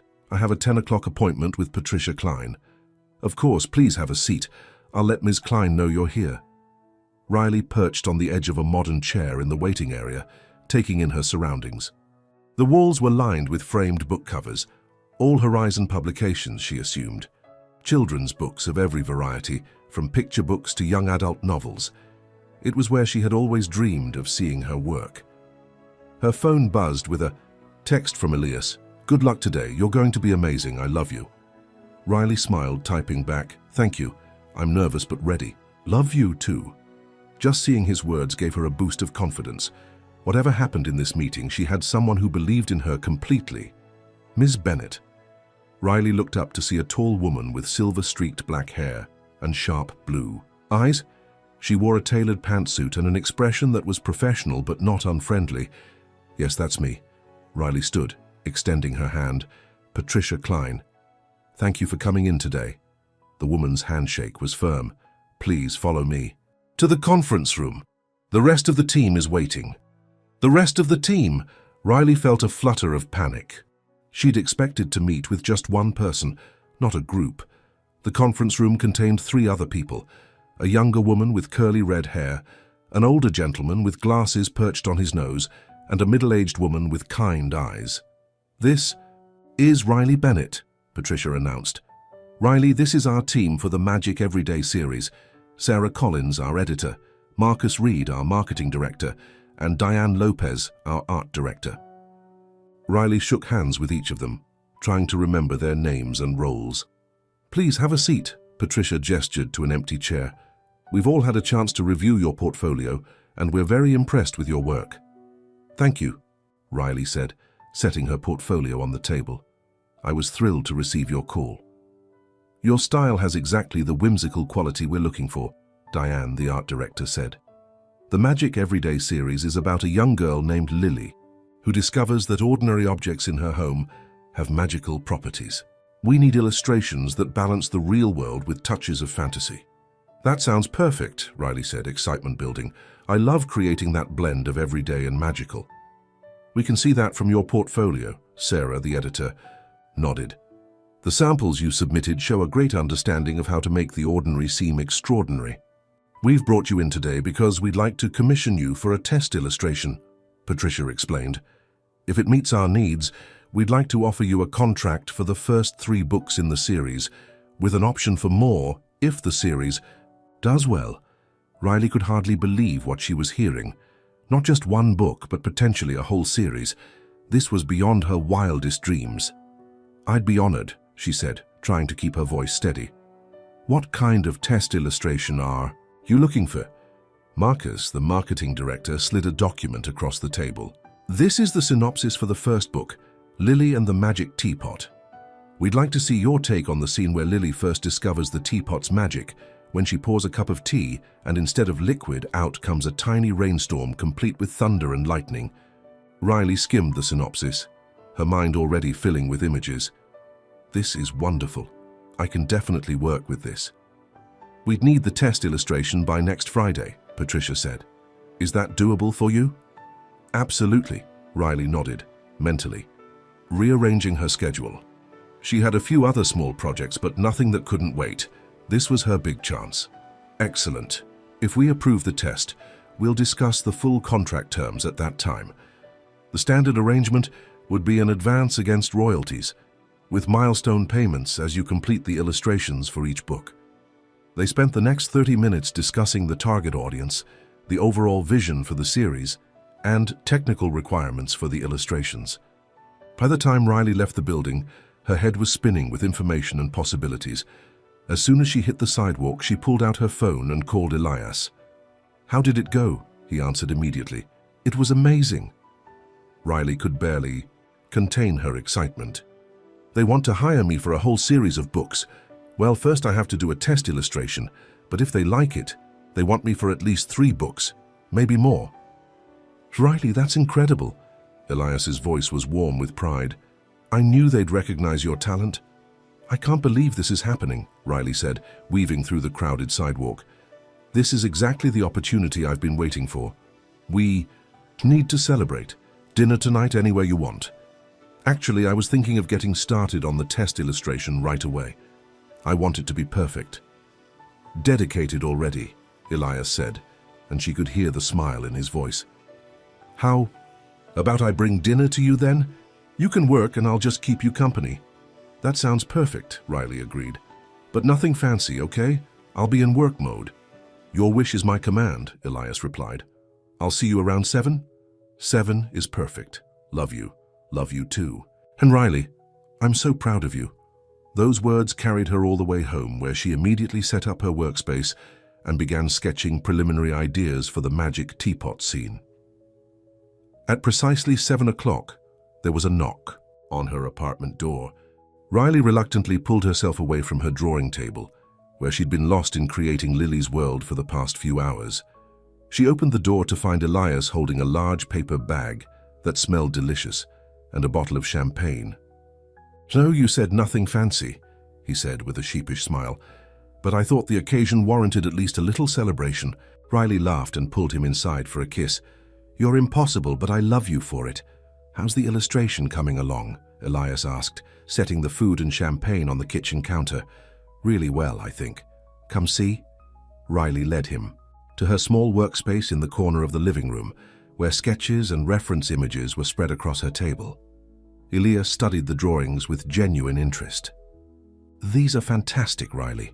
I love how you've made the teapot look both ordinary and somehow alive." "That's exactly what I was going for," Riley said, pleased that he'd picked up on that detail. "The story is about finding magic in everyday objects. So the teapot needs to look like something you might actually find in a kitchen, but with a hint of something special. And the little girl, Lily, right? She looks so real, like someone you might know." Riley smiled, touched by his enthusiasm. "That's the highest compliment for an illustrator, creating characters that feel like real people." They ate dinner at the small kitchen table, Riley chattering excitedly about the meeting and her ideas for the illustrations. Elias listened attentively, asking questions and offering encouragement. "The best part is that if this goes well, it could lead to more work," Riley said between bites of pad thai. "Horizon publishes dozens of children's books each year." "It's just the beginning," Elias agreed, pouring more champagne into their mismatched glasses. "I always knew you had this in you." Riley paused, studying his face. "You really did believe in me from the start, didn't you? Even when all you'd seen was a few sketches in a coffee shop." "Some things you just know," Elias said simply. "The moment I saw your work, I could tell you had a unique perspective. And the more I got to know you, the more certain I became that you were something special." Riley felt a wave of gratitude and love wash over her. "Thank you for that. For seeing me." Elias reached across the table to take her hand. "Thank you for letting me in." After dinner, Riley returned to her drawing table while Elias made himself comfortable on the couch with his laptop, catching up on work emails. The simple domesticity of the scene, her working on her art, him on his business but together in the same space, filled Riley with a deep contentment. Around midnight, Riley finally put down her pencil, her eyes burning with fatigue but her heart full of satisfaction. The preliminary sketch was coming along beautifully. She turned to tell Elias only to find him asleep on the couch, his laptop still open on his chest. Riley smiled at the sight. Even in sleep he looked handsome, though the usual lines of concentration on his face had softened, making him appear younger, more vulnerable. Gently, she removed the laptop and covered him with a throw blanket. She did, his eyes fluttered open. "Sorry," he mumbled sleepily. "Didn't mean to doze off." "It's late," Riley said, stroking his hair. You should stay over. Won't I distract you from your work? Elias asked, already pulling her down for a kiss. I'm done for tonight, Riley assured him, and I sleep better with you here anyway. Elias smiled, fully awake now. Is that so? Mm-hmm. Riley nodded, kissing him again. Much better. The next week passed in a blur of creative energy. Riley worked on the test illustration day and night, pouring her heart into every detail. Elias divided his time between running his company and supporting Riley, bringing food when she forgot to eat, offering encouragement when she hit creative blocks, and knowing when to give her space to work. The night before the illustration was due, Riley put the finishing touches on the piece. She'd chosen to depict Lily in her family's kitchen, her eyes wide with wonder as tiny storm clouds billowed from the spout of an antique teapot. Raindrops splashed on the kitchen table, and a miniature lightning bolt illuminated Lily's awestruck face. It's done, she announced, leaning back in her chair to survey the final product. Elias, who had been quietly reading in the corner of her apartment, looked up. Can I see? Riley nodded, suddenly nervous despite having shown him the work in progress. Throughout the week, Elias stood behind her, his hands resting lightly on her shoulders as he studied the illustration.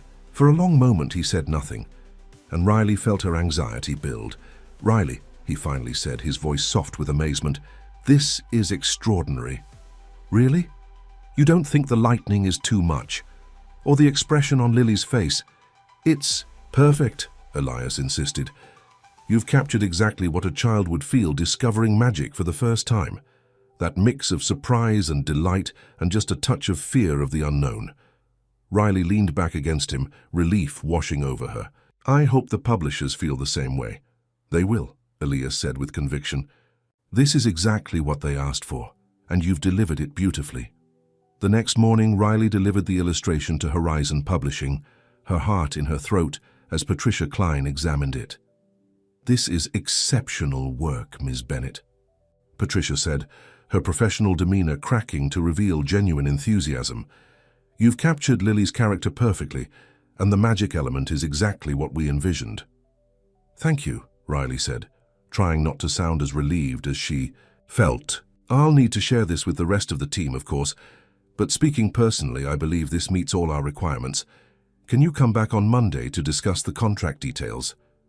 Absolutely, Riley agreed, hardly able to believe. This was happening. When she left the building, she called Elias immediately. They loved it, she exclaimed without preamble. Patricia said it was exceptional, and they want me to come back Monday to talk about the contract.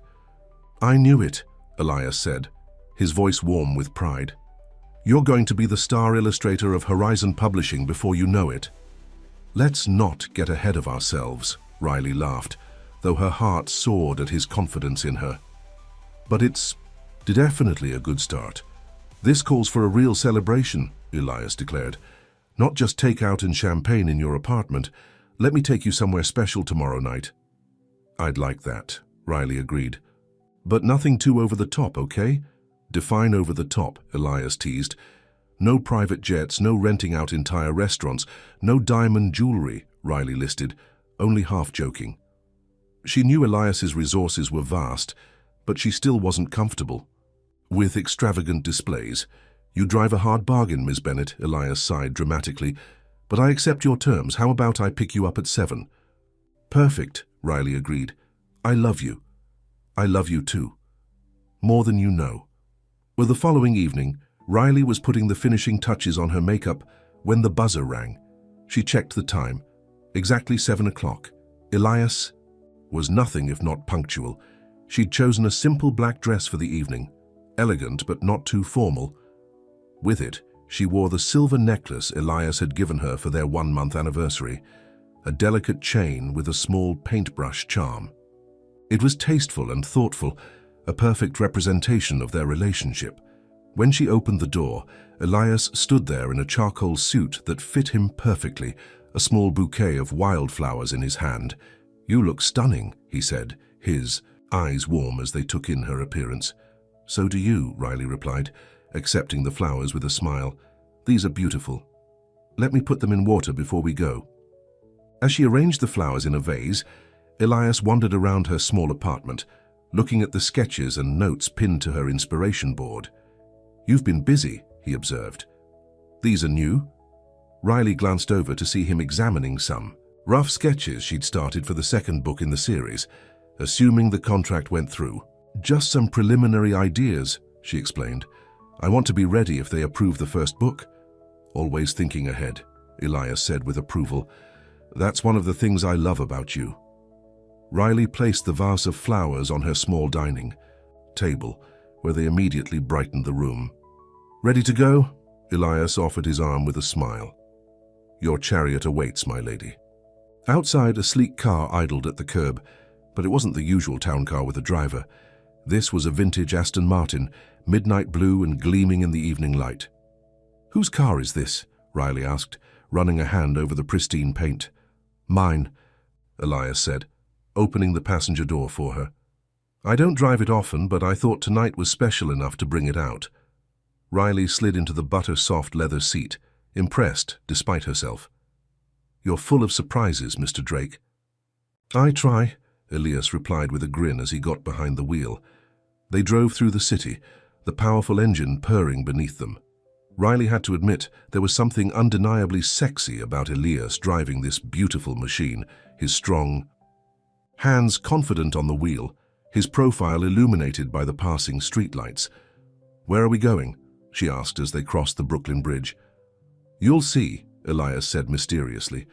"It's somewhere I think you'll like." 20 minutes later, they pulled up to a small, unassuming building in a quiet Brooklyn neighborhood. A simple sign above the door read, "The Garden." "What is this place?" Riley asked as Elias helped her from the car. "A very special restaurant," Elias explained. "It's owned by a friend of mine, a chef who believes in using only local ingredients. Everything they serve is grown or produced within a 100-mile radius of the city." Inside, the space was magical. Tables were set among lush indoor gardens, with plants climbing the walls and hanging from the ceiling. Soft lighting created the impression of dining in a secret forest grove. A tall man with a salt and pepper beard approached them, his face lighting up when he saw Elias. "Elias!" "It's been too long," he said, embracing Elias warmly. "Daniel, this is Riley Bennett." Elias introduced her. "Riley, this is Daniel Cohen, the owner and chef. Welcome to the garden, Riley," Daniel said, taking her hand. "Any friend of Elias's is a friend of mine. We have your table ready." He led them through the restaurant to a secluded corner where a table for two was set among flowering plants and herbs. A bottle of wine was already breathing, and the table was lit by small candles in glass holders. "This is beautiful," Riley breathed as they sat down. "I'm glad you like it," Elias said, looking pleased. "I thought it might inspire you. All these plants and flowers, a bit of magic in the middle of the city." "It's perfect," Riley assured him, touched by his thoughtfulness. Even his idea of a special celebration took her creative spirit into account. The meal that followed was extraordinary, a progression of dishes featuring seasonal vegetables, locally caught seafood, and artisanal cheeses. Each course was a work of art, presented with care and explained by servers who clearly took pride in the food. As they finished their dessert, a delicate lavender panna cotta with honey from the restaurant's own rooftop beehives, Riley found herself marveling at how far she'd come in such a short time. "Penny for your thoughts?" Elias asked, noticing her contemplative expression. "I was just thinking about that day in Starbucks," Riley said, swirling the last of her wine in her glass. "If I hadn't spilled coffee on you, I like to think we would have found each other anyway," Elias said. "Maybe not as dramatically, but some connections are just meant to be." "Do you really believe that?" Riley asked. "In fate or destiny or whatever you want to call it?"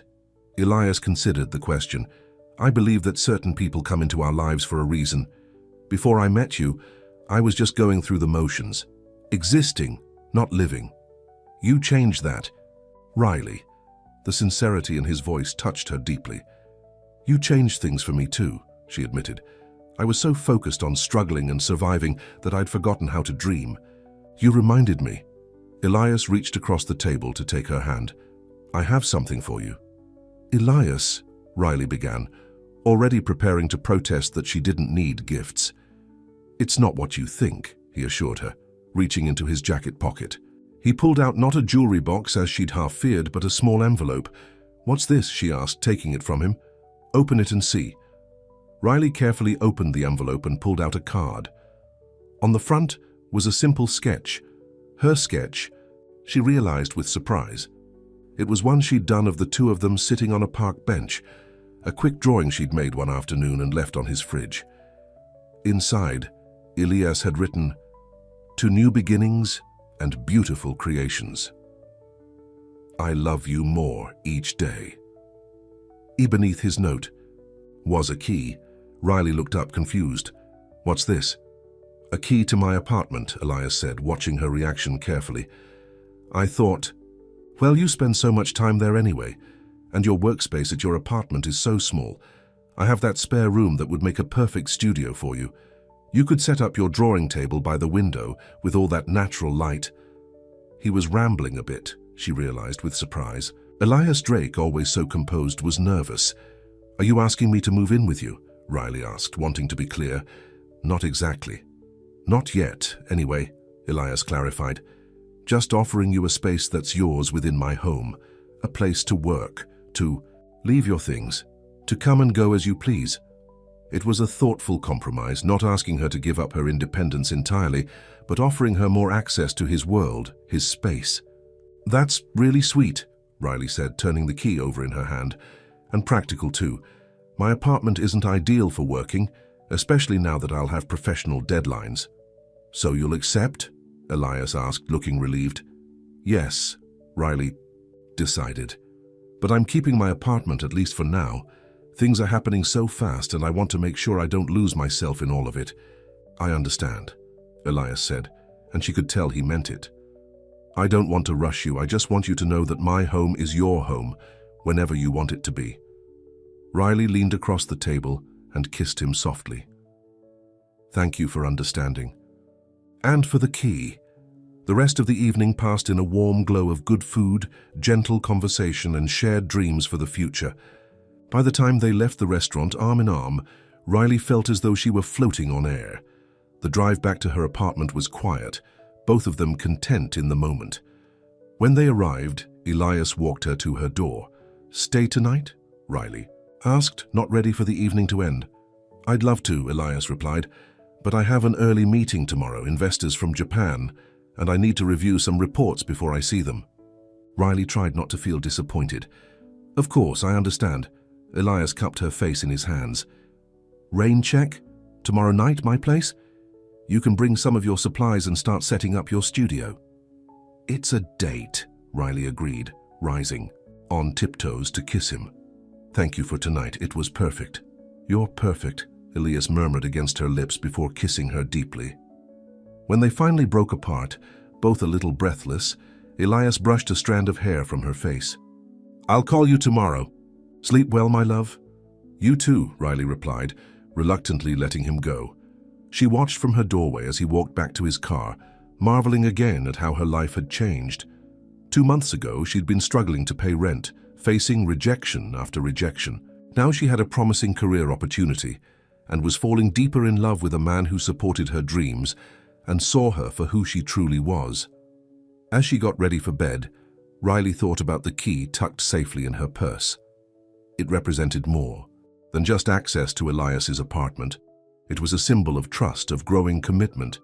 It was a step toward a shared future. Her phone buzzed with a text from Elias. "Made it home. Missing you already. Dream of beautiful things tonight."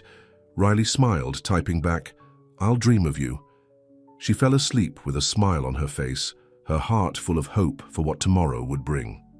Monday morning found Riley back at Horizon Publishing, this time to discuss contract terms.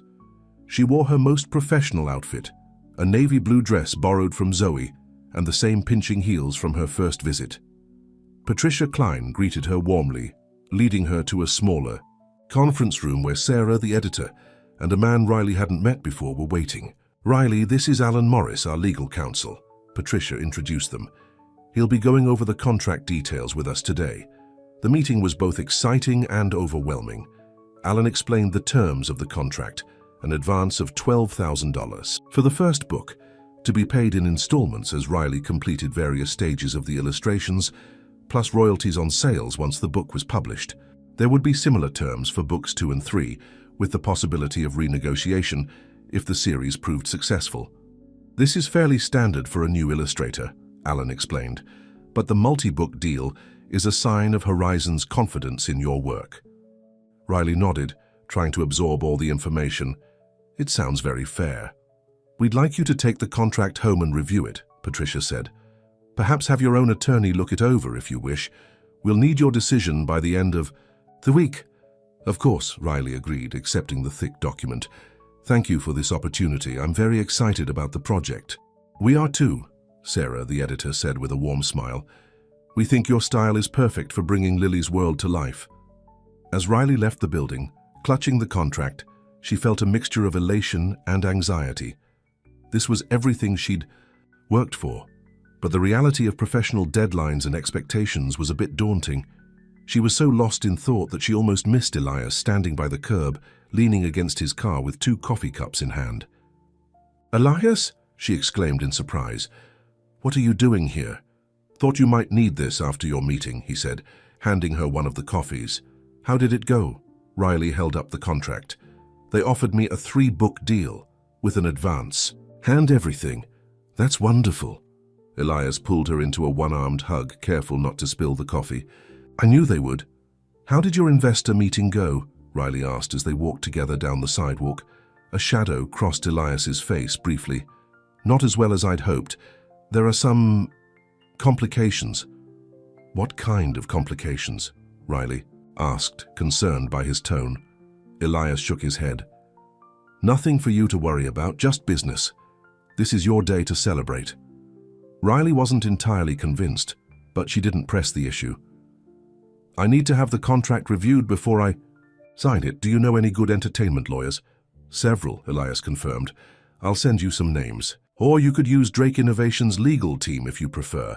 They'd be happy to look it over for you." "I don't know," Riley hesitated. "Would that be appropriate, using your company's lawyers for my personal contract?" "It's not unusual for executives to have access to legal services for personal matters," Elias assured her. "But I understand if you'd prefer someone independent. Either way, I want to make sure you get the best advice." Riley appreciated his understanding. "I think independent would be better, just to avoid any appearance of, I don't know, conflict or something." "Of course," Elias agreed easily. "I'll text you some recommendations this afternoon." They reached a small park and sat on a bench to enjoy their coffee. The spring day was perfect. Warm sunshine, a light breeze, flowers blooming in carefully tended beds. "So," Elias said after a moment, "when do you start moving your art supplies to the studio?" "I was thinking tonight if the offer still stands," Riley replied. "Just the basics to start. My drawing table, some supplies, reference books." "The EHAT chart offer definitely stands," Elias confirmed. "I'll help you move whatever you need, and I've cleared out the entire room for you to use however you want." "You didn't have to do that," Riley protested. "I don't need that much space." "I want you to have room to create," Elias said simply. "That apartment has always felt too big. For just me, anyway." Riley leaned against his shoulder, warmed by his thoughtfulness. "Thank you. For everything." Elias pressed a kiss to the top of her head. "No thanks needed. Seeing you happy is all the reward I want." They sat in comfortable silence for a few minutes, watching people pass by, mothers with strollers, business people, hurrying to meetings, couples walking hand in hand. "I should get back to the office," Elias said eventually, checking his watch. "I have a conference call at 1. "And I should look over this contract," Riley said, tapping the document in her. "I'll get started on understanding what I'm signing up for." They walked back to where Elias had parked his car. Before getting in, he pulled Riley close for a proper kiss. "I'm proud of you," he murmured against her lips. "So proud." Riley melted into his embrace, overwhelmed by the perfection of the moment. Her professional dreams beginning to come true, the man she loved by her side, supporting her every step of the way. "See you tonight?" she asked as they broke apart. "Absolutely," Elias confirmed. "I'll bring dinner. You focus on reviewing that contract." As Riley walked back to her apartment, the contract tucked safely in her bag, she couldn't help but feel that everything was finally falling into place. The struggles and rejections of the past were giving way to a future brighter than she'd dared to imagine. That evening, Elias arrived at Riley's apartment with not only dinner, but also 2 strong assistants to help move her art supplies. "You didn't tell me you were bringing movers," Riley said, surprised as the men efficiently began disassembling her drawing table. "I thought it would be easier than trying to fit everything into my car," Elias explained. "This way we can get everything set up tonight so you can start working right away." Within an hour, Riley's workspace had been carefully packed and loaded into a small moving van. She gathered a bag with clothes and essentials for the night, and they headed to Elias's penthouse. The spare room that Elias had converted into a studio for her took Riley's breath away. The space was even larger than she'd imagined, with windows along one wall offering a spectacular view of the city. Elias had installed professional lighting, added storage shelves, and even hung some of Riley's own illustrations that she'd given him over the weeks they'd been together. "Elias, this is..." Riley struggled to find words as she turned in a slow circle, taking it all in. "It's too much." "Nonsense." Elias dismissed her protest. "It's exactly what you deserve. A proper space to create your art." The movers set up her drawing table by the windows, as Elias had suggested, positioning it to take advantage of the natural light. They arranged her supplies according to her instructions, then quietly departed, leaving Riley and Elias alone. "Stay in the new studio. What do you think?" Elias asked, watching her face carefully. "Is there anything else you need?" Riley shook her head, still overwhelmed. "It's perfect. More than perfect. I don't know how to thank you." "You don't need to thank me," Elias said, pulling her into his arms. "Having you here, seeing you happy, that's all I want." They ate dinner on the balcony, watching the sun set over the city. Riley told Elias about the contract details, and he offered insights and suggestions, his business acumen proving valuable as she navigated this new professional territory. After dinner, while Elias made some work calls, Riley set up her laptop in the new studio and began researching entertainment lawyers from the list Elias had sent her. She settled on a woman named Janice Lee, who had good reviews and experience with publishing contracts. She sent an email requesting an appointment as soon as possible. "Making progress?" Elias asked, appearing in the doorway of the studio. "I think so," Riley replied, closing her laptop. "I've contacted a lawyer from your list. Hopefully she can see me tomorrow or Wednesday." "Good," Elias nodded approvingly. "It's important to have someone knowledgeable review the contract before you sign." Riley stood and stretched, suddenly aware of how tired she was. The excitement and activity of the day had drained her. "Ready for bed?" Elias asked, noticing her yawn. "Definitely," Riley agreed. "It's been quite a day." Later, as they lay together in Elias's enormous bed, Riley found herself thinking about the future. With the book contract, she would have steady work and income for at least a year, maybe longer. And her relationship with Elias was growing stronger every day. "What are you thinking about?" Elias asked, his voice soft in the darkness. "The future," Riley admitted. "How different everything looks now compared to a few months ago." "Different good?" Elias asked, echoing a question she'd asked him once. "Different amazing," Riley replied, snuggling closer to him. "I never thought I could be this happy." Elias tightened his arm around her. "You deserve every bit of happiness, Riley, and I intend to spend every day making sure you have it." Riley fell asleep with those words echoing in her mind, a promise of a future she was finally ready to believe in. The next morning, Riley woke to an empty bed and the smell of coffee. She found Elias in the kitchen, already dressed for work in a sharp navy suit, reading something on his tablet with a furrowed brow. "Good morning," she said, padding over to kiss his cheek. Elias looked up, his expression immediately softening. "Good morning, beautiful. Sleep well?" "Like a rock," Riley confirmed, pouring herself a cup of coffee from the pot he'd made. "What are you reading? You look concerned." Elias hesitated, then sighed. "Just some news about a competitor. Nothing important." Riley wasn't convinced, but didn't push. "What time do you have to leave for work?" "Actually, I need to head out now," Elias said, checking his watch. "I have an early board meeting. Will you be okay here?" Feel free to make yourself at home. Use anything you need. I'll be fine, Riley assured him. I want to spend some time setting up the studio exactly how I like it. And Janice Lee, the lawyer, emailed back already. I have an appointment with her at 2. Perfect. Elias leaned down to kiss her. I should be home around 7. Dinner here? Sounds good, Riley agreed. I'll pick something up on my way back from the lawyer's office. After Elias left, Riley wandered through the penthouse, still a bit amazed that she had access to such a space. The key he'd given her felt significant in her pocket, a symbol of trust, of growing commitment. She spent the morning arranging her studio, placing her materials in convenient spots and pinning inspiration images to a large corkboard Elias had installed. By noon, the space felt like hers, a perfect blend of her creative style and the elegant surroundings. Her meeting with Janice Lee went better than expected. The lawyer was sharp, thorough, and reassuringly direct. This is actually a fairly good contract for a first-time illustrator, Janice said after reviewing the document carefully. The advance is solid, the royalty percentage is industry standard, and the multi-book commitment shows they're serious about investing in you. So, you think I should sign it? Riley asked, relief evident in her voice. I'd suggest a few minor adjustments, Janice replied, making notes on her copy. Nothing major, just some clarification about electronic rights and a bit more flexibility on delivery deadlines. But overall, yes, this is a good opportunity. Riley left the office feeling confident and excited. She stopped at a gourmet market on the way back to Elias's penthouse and bought ingredients for a simple but elegant dinner, pasta with fresh seafood and a nice bottle of wine. She was in the kitchen preparing the meal when her phone rang. It was Zoe. So living with the billionaire now, are we?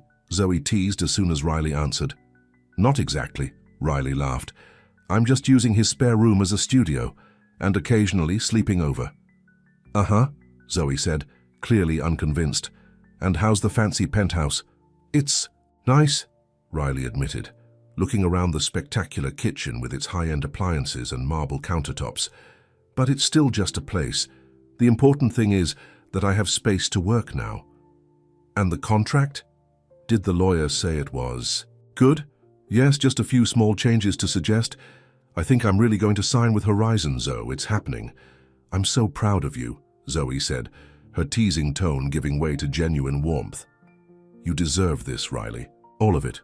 Thanks, Riley said, touched by her friend's support. How are things on your end? How's the article for New York Magazine coming along? They chatted for a while about Zoe's work and the apartment, which felt strangely empty without Riley there all the time. When they hung up, Riley felt a twinge of nostalgia for her small, cramped space and the easy camaraderie she shared with her roommate. As she continued preparing dinner, Riley's phone buzzed with a text from Elias. Running. Late, board meeting complications. Home by 8:30. Sorry, Riley texted back. No problem, dinner will wait. Hope everything's okay. His response came quickly. Nothing serious, just tedious. Can't wait to see you. Riley adjusted her dinner plans, putting the preparation on hold until closer to Elias's arrival time. Instead, she settled in the living room with her laptop to research Lily, the character from the book series she'd be illustrating. She wanted to understand the little girl's personality thoroughly before starting the full illustrations. At 8, she received another text from Elias. Still stuck. Make it 9:30. So sorry. By 10 o'clock, Riley had given up on cooking dinner. She'd made herself a simple sandwich instead, and was curled up on the couch with a book when she heard the elevator doors open. Elias stepped into the apartment looking exhausted, his tie loosened, and his normally perfect hair slightly disheveled, as if he'd been running his hands through it in frustration. Riley, I'm so sorry, he said as soon as he saw her. That meeting was a nightmare. It's okay, Riley assured him, rising to give him a kiss. Are you hungry? I can still make something. I grabbed a bite at the office, Elias said, dropping his briefcase on a chair. What I really need is a drink. Join me? He moved to the bar in the corner of the living room and poured 2 glasses of scotch, handing one to Riley. That bad, huh? She asked. noting the generous pour. Elias took a long sip before answering. There's a situation developing with one of our major projects. Nothing catastrophic, but it required some delicate handling with the board. Do you want to talk about it? Riley offered, sitting beside him on the couch. Elias hesitated, then shook his head. Not tonight. I've been thinking about it all day. I just want to forget about work for a while. He turned to her with a forced smile. How was your day? How did the meeting with the lawyer go? Riley told him about Janice's assessment of the contract and her suggestions for minor changes. Elias listened attentively, asking pertinent questions and offering advice. I'll call Horizon tomorrow and discuss the changes with them, Riley concluded. Janice thinks they'll agree to them without much pushback. Good, Elias nodded approvingly. You're handling this very professionally, Riley. I'm impressed. I'm learning, she said with a small smile. It helps to have good advisors. Elias finished his drink and set the glass down, then pulled Riley closer to him on the couch. I missed you today, he murmured, nuzzling her neck. Thinking about you was the only thing that got me through that endless meeting. Despite her concern about whatever business problem was troubling him, Riley felt herself responding to his touch. I missed you too, she whispered, as his lips found hers. Later, lying in his arms in the darkness of the bedroom, Riley could sense that Elias was still awake, his body tense despite their intimacy. Are you sure you don't want to talk about what's bothering you? She asked softly. Elias sighed, his breath warm against her hair. It's complicated, Riley. Business problems that would just worry you unnecessarily. I may not understand all the technical aspects, Riley said, propping herself up on one elbow to look at him. But I'm a good listener. Sometimes just talking things through helps. Elias was quiet for so long that Riley thought he might have fallen asleep. Finally he spoke, his voice low in the darkness. There's a company, Mercer Tech, the one run by that woman we met at the gallery, Vivian Mercer. They've been making moves to acquire some of Drake Innovation's smaller subsidiaries. It started as a straightforward business proposition, but it's becoming aggressive. Is that unusual in your industry? Riley asked, trying to understand. Acquisitions happen all the time, Elias explained, but Vivian is specifically targeting companies that were important to my father, to our family legacy, and she's using some questionable tactics, spreading rumors about our financial stability, approaching our investors directly with misleading information. That sounds terrible, Riley said, her concern growing. Can you stop her? I'm trying, Elias said grimly. But she's clever and she has powerful backers. The board is getting nervous, which was what today's meeting was about. Some members think we should just sell the subsidiaries and focus on our core business. But you don't want to do that, Riley guessed. Those companies were my father's pride, Elias said, emotion creeping into his voice. He built them from nothing. Selling them off, especially to someone like Vivian Mercer, feels like a betrayal of his legacy. Riley laid her hand on his chest, feeling his heartbeat strong and steady beneath her palm. What will you do? Fight, Elias said simply. I have a plan, but it's going to require all my focus for the next few weeks. I'm sorry if that means I'm distracted or working late more often. Don't apologize, Riley said. This is important to you, which means it's important to me too. How can I help? Elias turned to face her, his expression softening. Just being here. Understanding. That's more than enough. Riley leaned forward to kiss him gently. I'm not going anywhere, Elias. Whatever you're facing, we'll face it together. She felt some of the tension leave his body as he pulled her close. What did I do to deserve you? He murmured, his voice thick with emotion. You spilled coffee on your laptop, Riley reminded him with a smile. Best accident ever. Elias laughed softly, the sound warming her heart. Best accident ever, he agreed. And the next few weeks settled into a new rhythm. Riley spent her days in the studio at Elias's penthouse, working on preliminary sketches for the first book in the Magic Everyday series. Horizon had accepted Janice's suggested contract changes without argument, and Riley had officially signed on for the 3-book project. Elias was often at the office until late, dealing with the Mercer Tech situation, which seemed to be growing more complicated by the day. When he did come home, he was frequently distracted, checking emails and making calls even during dinner. Riley tried to be understanding, giving him space when he needed to work and comfort when he needed to relax. She kept her own apartment, as she'd planned, though she found herself spending most nights at the penthouse. One evening, as Riley was putting the finishing touches on a key illustration for the book, her phone rang. It was Patricia Klein from Horizon. "Riley, I'm calling with some exciting news," Patricia said without preamble. "We've been selected to present at the National Children's Literature Conference in Portland next month, and we want to feature the Magic Everyday series as our highlight project." "That's wonderful," Riley said, setting down her pencil. "Congratulations." "Here's where it gets even better," Patricia continued. "We'd like you to come to Portland with us to present your illustrations. It's a huge opportunity for exposure. All the major publishers and many established authors and illustrators attend." Riley felt a flutter of excitement. "I'd be honored. When is it exactly?" "June 15th through the 18th, Patricia replied. "We'd fly you out on the 14th and back on the 19th. All expenses paid, of course." "That sounds amazing," Riley said, already thinking about which illustrations to feature and what she might say about her process. "There's one more thing," Patricia added. "Our senior editor, Marcus, is relocating to our Portland office permanently, and he specifically requested to continue working with you on the Magic Everyday series. He thinks your style is perfect for what we're trying to achieve." "I'm flattered," Riley said, confused about why this was relevant. "Will that be a problem? Working remotely, I mean?" "Not necessarily," Patricia said carefully, "but it would be much more efficient if you were based in Portland as well. The collaboration between writer, editor, and illustrator is so important for a project like this." Riley felt her stomach drop. "Are you asking me to move to Portland?" "Not asking." "Exactly," Patricia clarified, "but suggesting that you might want to consider it. The conference would give you a chance to see the city, meet the Portland team, and think about whether it might be a good fit for you. We have several ongoing series that need illustrators, and Marcus speaks very highly of your work." I'd need to think about it," Riley stammered, her mind racing. "It's a big decision." "Of course," Patricia assured her. "There's no pressure to decide right away, just something to consider while you're at the conference. Our Portland office is growing, and there would be many opportunities for someone with your talent."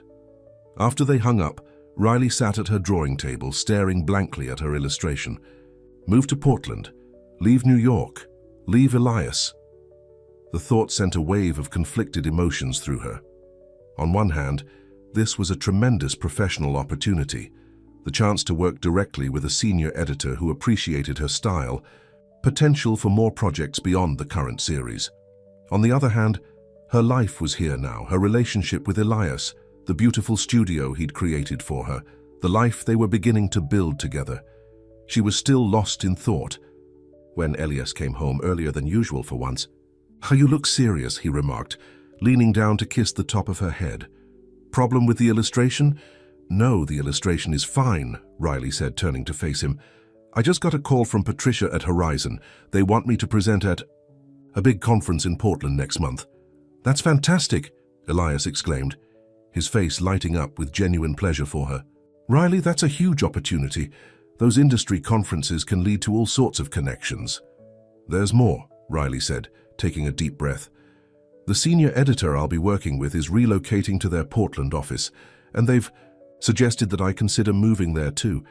Not immediately, but they wanted me to think about it while I'm at the conference." Elias's smile faded, replaced by a carefully neutral expression. "I see. And what do you think about that idea?" Riley shrugged helplessly. "I don't know, it caught me off guard. I hadn't even considered leaving New York." Elias pulled up a chair to sit beside her at the drawing table. "Tell me more about what they're offering. Would this be just for the current book series or something more?" "Something more, I think," Riley said. "Patricia mentioned several ongoing series that need illustrators, and that the senior editor specifically wants to work with me. It sounds like there could be steady work for quite a while." Elias nodded thoughtfully. "That kind of ongoing relationship with a publisher is valuable, especially for someone just establishing themselves in the industry." Riley studied his face, trying to read his thoughts. You think I should consider it? I think you should go to the conference with an open mind, Elias said carefully. See the Portland office, meet the team, understand exactly what they're offering. Then you can make an informed decision. But what about us? Riley asked, the question that had been circling in her mind finally emerging. What would it mean for us if I moved across the country? Elias took her hands in his. Riley, I would never stand in the way of your career. We would figure something out. Like what? Riley pressed. A long-distance relationship. Weekend visits when we can manage it. If necessary, yes, Elias said, though she could see the idea troubled him as much as it did her. But let's not get ahead of ourselves. You haven't even been to the conference yet. You might hate Portland, Riley smiled weakly. I've heard it's actually really nice. Lots of creative people, good food scene, beautiful surroundings. Rains all the time, though, Elias pointed out with a forced lightness. You'd be soaked constantly. I do hate being wet, Riley acknowledged, playing along with his attempt to keep the conversation from becoming too heavy. Elias squeezed her hands. Let's make a deal. You go to the conference with an open mind, learn everything you can about the opportunity, and we'll talk about it when you get back. No decisions now, no pressure, okay? Riley nodded, grateful for his understanding approach. Okay, that sounds reasonable. And in the meantime, Elias added, his tone becoming more serious, know that whatever happens, whatever you decide, I love you. That doesn't change whether you're here in New York or in Portland or on the moon. Riley felt tears prick at her eyes. I love you too. So much. Elias pulled her into a tight embrace, and Riley clung to him, suddenly terrified of the choice that loomed on her horizon. How could she possibly decide between the career opportunity of a lifetime and the man she loved more than she'd ever thought possible? The weeks leading up to the Portland conference passed quickly. Riley completed the initial illustrations for the first book in the Magic Everyday series, earning enthusiastic praise from the Horizon team. Elias continued to battle Vivian Mercer's attempts to acquire Drake Innovations subsidiaries, often coming home tense and preoccupied. They didn't discuss the Portland possibility much, both seemingly content to wait until after the conference to address it seriously. But Riley thought about it constantly, weighing the professional opportunity against what she would be leaving behind. The night before her flight to Portland, Elias surprised her with a special dinner at home. He'd arranged for a private chef to prepare all her favorite dishes, and the penthouse was filled with flowers. What's all this? Riley asked as she took in the elegantly set table and the champagne chilling in an ice bucket. A proper send-off, Elias explained, helping her into her chair, and a reminder of what's waiting for you back in New York. Riley felt a lump form in her throat. You didn't have to do this. I wanted to, Elias said simply, pouring champagne for both of them. A celebration of your success and our time together. The meal was delicious, but Riley found it hard to focus on the food. Elias seemed determined to keep the conversation light, asking about her presentation for the conference and offering encouragement and suggestions. After dinner, they moved to the balcony with their champagne, looking out at the glittering city. Lights. I have something for you, Elias said, pulling a small box from his pocket. A little good luck charm for your trip. Riley took the box with trembling hands. Inside was a delicate silver bracelet with a small charm, a teapot, just like the one from her illustration for Lily and the Magic Teapot. Elias, she breathed, touching the charm gently. It's beautiful. I had it custom made, he explained, taking the bracelet from the box and fastening it around her wrist, to remind you of your first major illustration project and of me. Riley looked up at him, her eyes shining with unshed tears. I don't need reminders of you. You're in my heart always. Elias cupped her face in his hands. Riley Bennett, you have changed my life in ways I never imagined possible. Whatever you decide after this conference, know that I will support you. Your happiness, your fulfillment, that's what matters to me. Even if it means being apart. Riley asked, voicing the fear that had been growing inside her. Even then, Elias confirmed, though she could see the pain the thought caused him, we would find a way to make it work. I'm not willing to lose you, distance or no distance. Riley leaned into his touch, closing her eyes against the tears that threatened to fall. I don't want to lose you either. But I'm scared, Elias. Scared of making the wrong choice, of giving up something I might regret later. I know, Elias said softly. But remember this, there is no wrong choice here. Both paths lead to good things, just different things. And I'll be walking beside you either way, even if it has to be from a distance sometimes.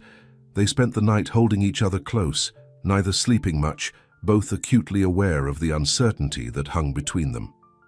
In the morning, Elias drove Riley to the airport himself, rather than sending his driver as usual. At the security checkpoint, Riley turned to him, suddenly reluctant to leave. Maybe I should cancel. Stay here, figure things out first. Elias shook his head. You need to go, Riley, see what Portland has to offer. Meet the team you'd be working with. You can't make an informed decision without all the facts. I hate that you're so reasonable, Riley grumbled, but she knew he was right. Elias smiled, tucking a strand of hair behind her ear. One of my many flaws. I'll call you every day, Riley promised. I'll be waiting, Elias assured her.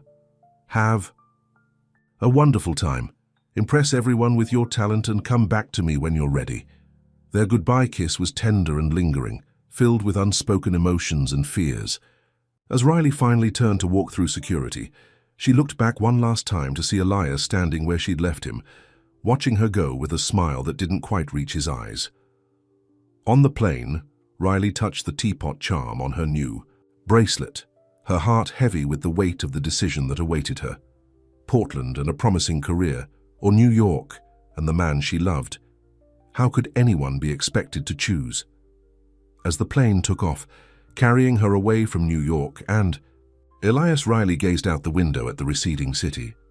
Whatever happened in Portland, she knew that her life would never be quite the same again, and somewhere deep inside, a small voice wondered if it was possible to have both the career she'd always dreamed of and the love she'd never expected to. Fine. Portland welcomed Riley with sunshine and clear blue skies, contrary to its rainy reputation. As she stepped out of the airport, the air felt different, fresher somehow, with a hint of pine and something else she couldn't quite identify. Riley Bennett? A woman with short, auburn hair and stylish glasses approached, hand extended. I'm Olivia Mercer, Marcus's assistant. Welcome to Portland. Thank you, Riley replied, shaking her hand. It's lovely to be here. Let me help you with your bags, Olivia offered. The car is just outside. We're taking you straight to the hotel, so you can settle in before dinner with the team tonight. During the drive into the city, Olivia pointed out landmarks and neighborhoods, clearly proud of her adopted hometown. I moved here from Chicago 3 years ago, she explained. Best decision I ever made. The creative community here is incredible, supportive, collaborative, nothing like the cutthroat atmosphere in other cities.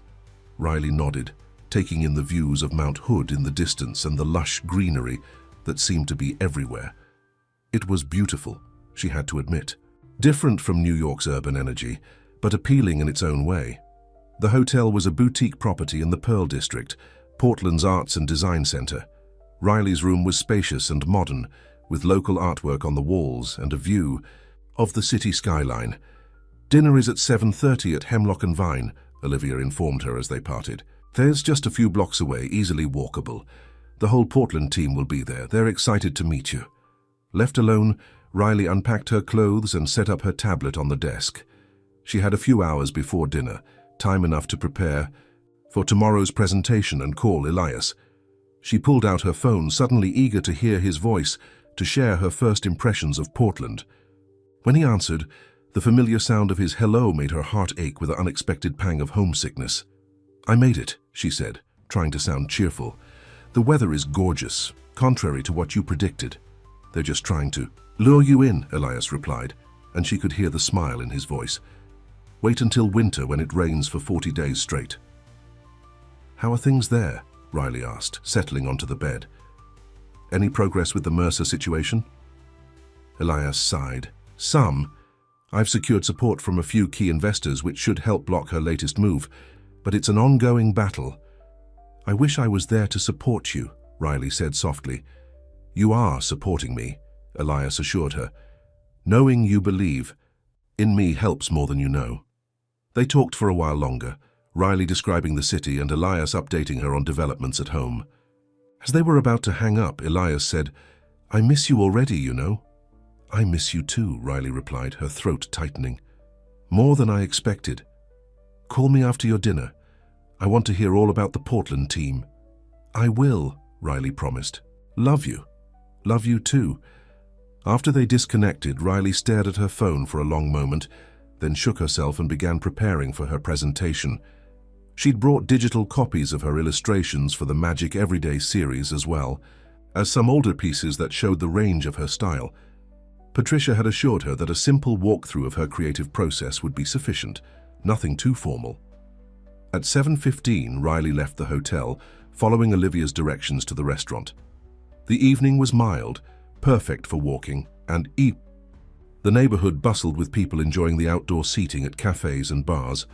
Hemlock and Vine was a warm, inviting space with exposed brick walls and reclaimed wood tables. As she entered, Riley spotted a group at a large round table in the back, Patricia Klein among them. Riley, Patricia waved her over. Right on time. Come meet everyone. The introductions went quickly. Marcus Reed, the senior editor she'd met, briefly in New York. Diane Lopez, the art director, who'd also been at her initial meeting, and several other editors, designers, and marketing people from the Portland office. Everyone was welcoming, asking about her flight and her first impressions of the city. We're so excited to have you present at the conference, Marcus said as they studied their menus. The Magic Everyday series is going to be our flagship launch for the fall season, and your illustrations are a huge part of why we're so confident in it. Thank you, Riley said, warmed by the praise. I'm really enjoying working on the project. Wait, until you see the response when we unveil it at the conference, Diane added. The art community here is going to fall in love with your style. Throughout dinner, the conversation flowed easily between work topics and personal stories.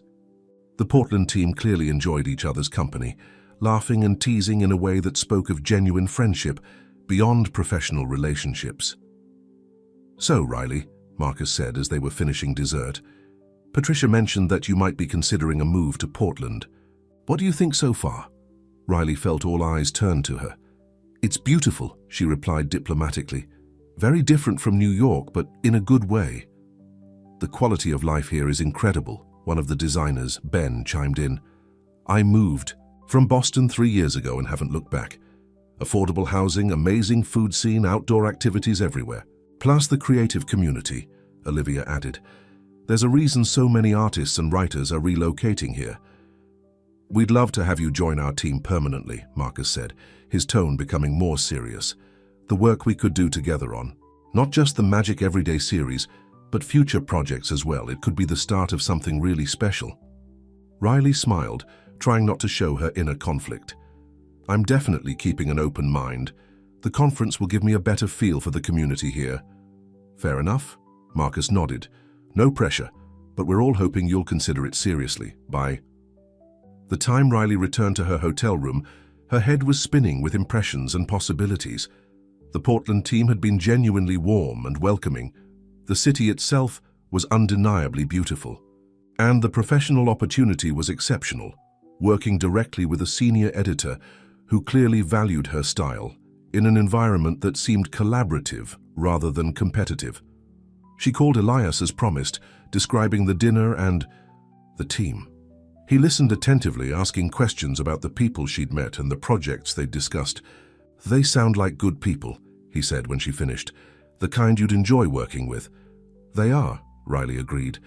Very different from what I expected. Less corporate, more like a creative family. And the city. What do you think of Portland? Itself? Riley hesitated. It's beautiful. Slower pace than New York, but in a nice way. Lots of green space, mountains visible from downtown. I can see why people love it here. There was a brief silence on the line. Then Elias said, It sounds perfect for an artist like you. Something in his tone made Riley's heart ache. Elias, I'm not saying anything one way or the other, he interrupted gently. Just observing that it seems like a place where creativity is valued, where you might thrive. Maybe, Riley conceded, but New York has its own creative energy, and other things I value, like terrible weather and overpriced coffee, Elias teased, clearly trying to lighten the mood. Riley smiled, despite herself. Among other things, they talked a while longer, but the conversation felt strained, the unspoken question of her potential move hanging between them. When they finally said goodnight, Riley felt a heaviness in her chest that made it hard to breathe. She went to the window and looked out at the unfamiliar skyline, touching the teapot charm on her bracelet. How could she possibly choose between building a life with Elias in New York and pursuing this promising career path in Portland? Either way, she stood to lose something precious. And the first day of the conference dawned bright and clear. Riley dressed carefully in a professional but creative outfit, a simple navy dress with a colorful scarf that Elias had given her. The teapot bracelet gleamed on her wrist, a comforting reminder of him. Her presentation was scheduled for the afternoon session. In the morning, she attended panels on children's publishing trends and networked with other illustrators and authors. Everyone she met was friendly and interested in her work, especially when they learned she was illustrating Horizon's new flagship series. "Your slot is at 2:30, Patricia reminded her as they grabbed a quick lunch. "Just be yourself, show your work and talk about your process. These industry folks appreciate authenticity over polish." Riley nodded, trying to calm her nerves. "I think I'm ready." "More than ready," Patricia assured her. "Your work speaks for itself, Riley, trust that." The presentation room was larger than Riley had expected and nearly full when she arrived, as she set up her digital portfolio on the presentation computer. She glanced out at the audience, editors, publishers, fellow illustrators, all there to see her work. For a moment, panic threatened to overwhelm her. Then she touched the teapot charm on her bracelet and took a deep breath. "I can do this," she whispered to herself, and she did. Once she began speaking about her illustrations and her creative process, her nervousness fell away. She found herself talking passionately about finding the balance between reality and magic, about creating characters children could relate to, about the joy of bringing stories to life through art. The audience responded enthusiastically, asking thoughtful questions and offering genuine praise. When Riley showed the key illustration from Lily and the Magic Teapot, the one that had secured her the contract, there was an audible murmur of appreciation. "That's exactly what children's illustration should be," one veteran publisher commented. "Familiar enough to be comfortable, magical enough to inspire wonder. Beautiful work." As the session ended, Riley found herself surrounded by people wanting to exchange cards, discuss potential projects, or simply compliment her work. It was overwhelming but thrilling, validation of her talent in a way she'd never experienced before. "You were amazing," Patricia said when the crowd finally thinned. "I knew you would be, but you exceeded even my expectations." "Thank you," Riley replied, still slightly dazed by the response. It felt good, right somehow. "That's because this is where you belong," Marcus said, joining them. "In this world, sharing your gift." The audience could feel that authenticity. They were interrupted by a distinguished-looking woman with silver hair. "Ms. Bennett, I'm Eleanor Whitman, Education Director at the Portland Art Museum. I was very impressed with your presentation." "Thank you," Riley said, shaking her hand. "We run a children's art program at the museum," Eleanor continued. "If you do decide to relocate to Portland, we'd love to have you teach some workshops. Your approach to blending reality and fantasy would resonate beautifully with young artists." "That's very kind," Riley said, genuinely touched by the offer. "I'll definitely consider it if I move here." As Eleanor walked away, Marcus gave Riley a knowing look. And that's how it starts. One opportunity leads to another. Before you know it, you've built a creative life that's rich and fulfilling. The rest of the conference day passed in a blur of panels, networking and conversations about art and publishing. By evening, Riley was exhausted but exhilarated. She'd connected with so many interesting people, all of whom had responded positively to her work. Back in her hotel room, she called Elias to share the day's successes. "I wish I could have seen your presentation," he said after listening to her, excited, recounting. "You sound so alive, Riley, so in your element." "It felt good," she admitted.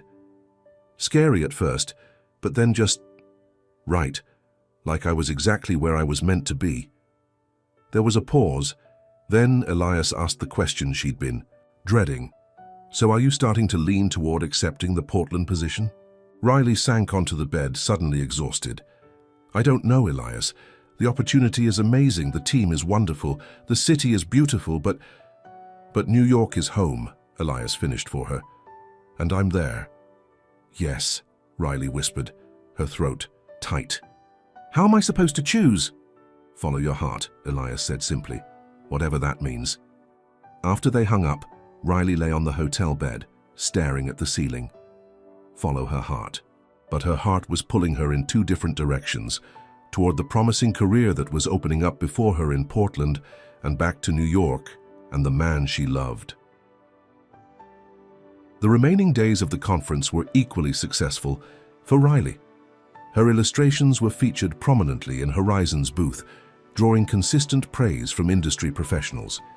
She was invited to participate in a panel discussion on emerging trends in children's illustration, and several publishers approached her about potential freelance projects. The Portland team continued to court her, showing her neighborhoods where she might live, introducing her to other creative professionals who had relocated to the city, and outlining the projects she would work on if she joined them permanently. "We don't need your decision right away," Marcus assured her on the final evening, as the team gathered for a closing dinner. "Take some time, go back to New York, think it through, but know that we're very serious about wanting you here."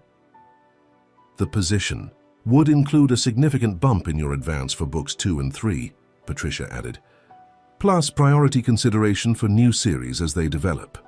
And I've already spoken with Eleanor at the Art Museum," Diane chimed in. "The teaching opportunity there could be a steady supplemental income, plus a way to connect with the community." Riley nodded, feeling both flattered and pressured. "I appreciate everything you've all done to make me feel welcome. Portland is incredible, and the opportunity is beyond anything I ever expected. I just need some time to consider all aspects of the decision."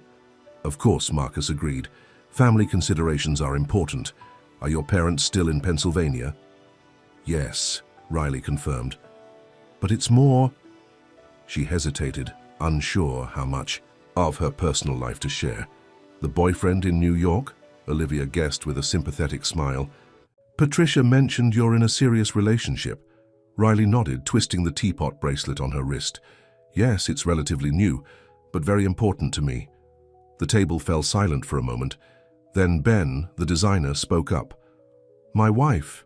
And I did long distance for a year when I first moved here from Boston. It was hard, but we made it work. Now she loves Portland even more than I do." "And flights between Portland and New York aren't that bad," Olivia added. "Especially if your boyfriend could share some of the travel burden." Riley appreciated their attempts to help, but the reality was more complicated than they understood. Elias wasn't just any boyfriend who could hop on commercial flights for weekend visits. His life, his company, his responsibilities were deeply rooted in New York. As the dinner wrapped up, Marcus pulled Riley aside. "I know this is a difficult decision," he said kindly, "but I want you to know that in my 30 years in publishing, I've rarely seen talent like yours. Whatever you decide, don't undervalue what you have to offer. Your gift deserves room to grow." The words stayed with Riley as she packed her bags that night, preparing for her flight back to New York the next morning. Her gift deserved room to grow.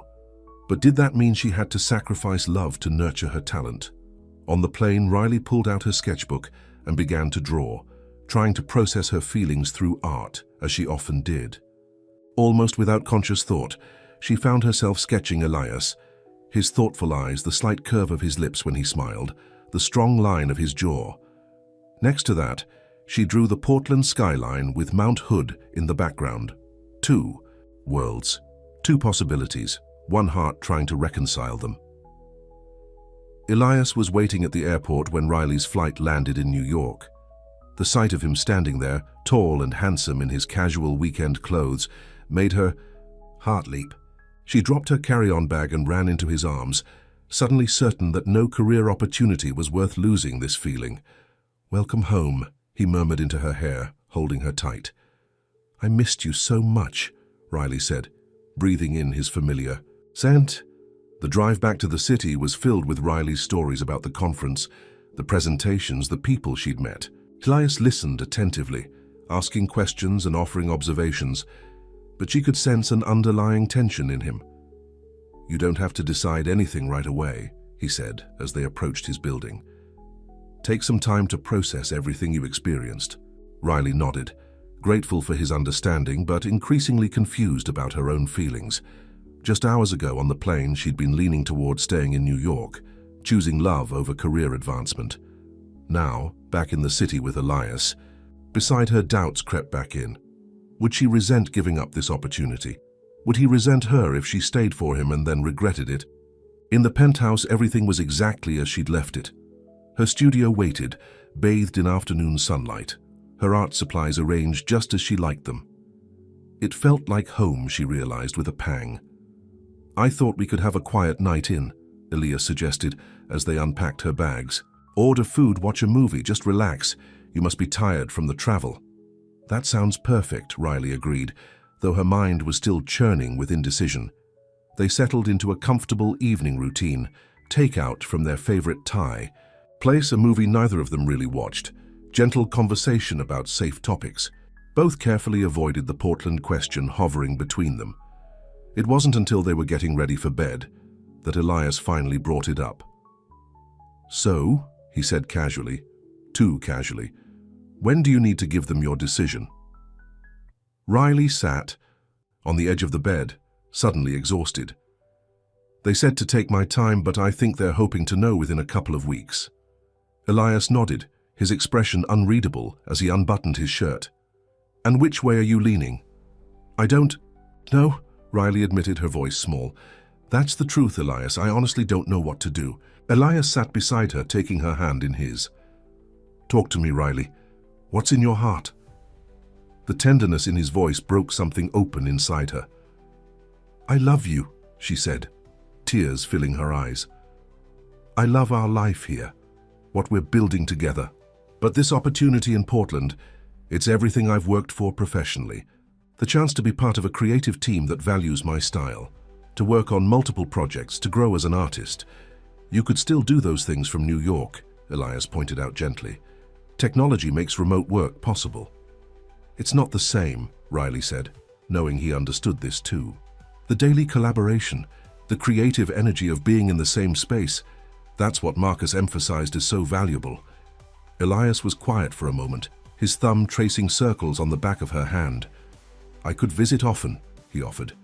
"Every few weeks, and you could come back to New York when the projects allow." Riley looked up at him, surprised. "You're saying I should take the job, move to Portland?"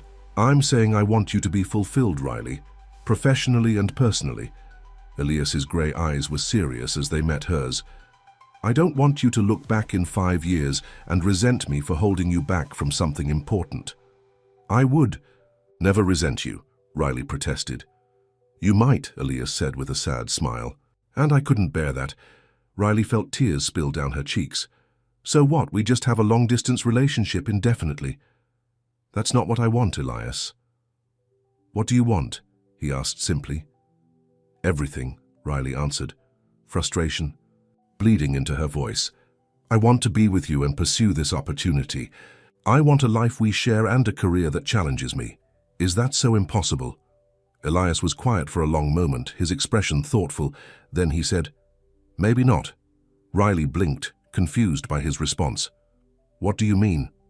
"I've been thinking," Elias said slowly, "about Drake Innovations and its future, about my role in the company and what's truly important to me."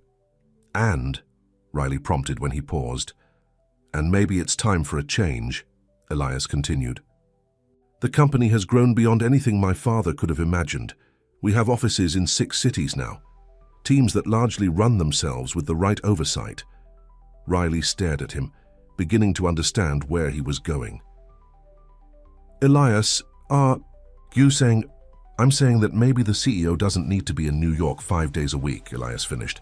Maybe he could work remotely part of the time, delegate more, trust his team to handle the day-to-day operations. You would do that, Riley whispered, hardly daring to believe what she was hearing.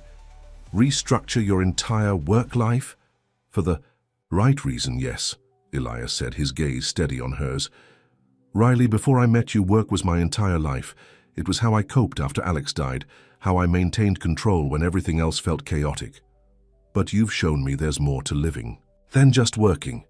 You've reminded me how to find joy, how to open my heart again.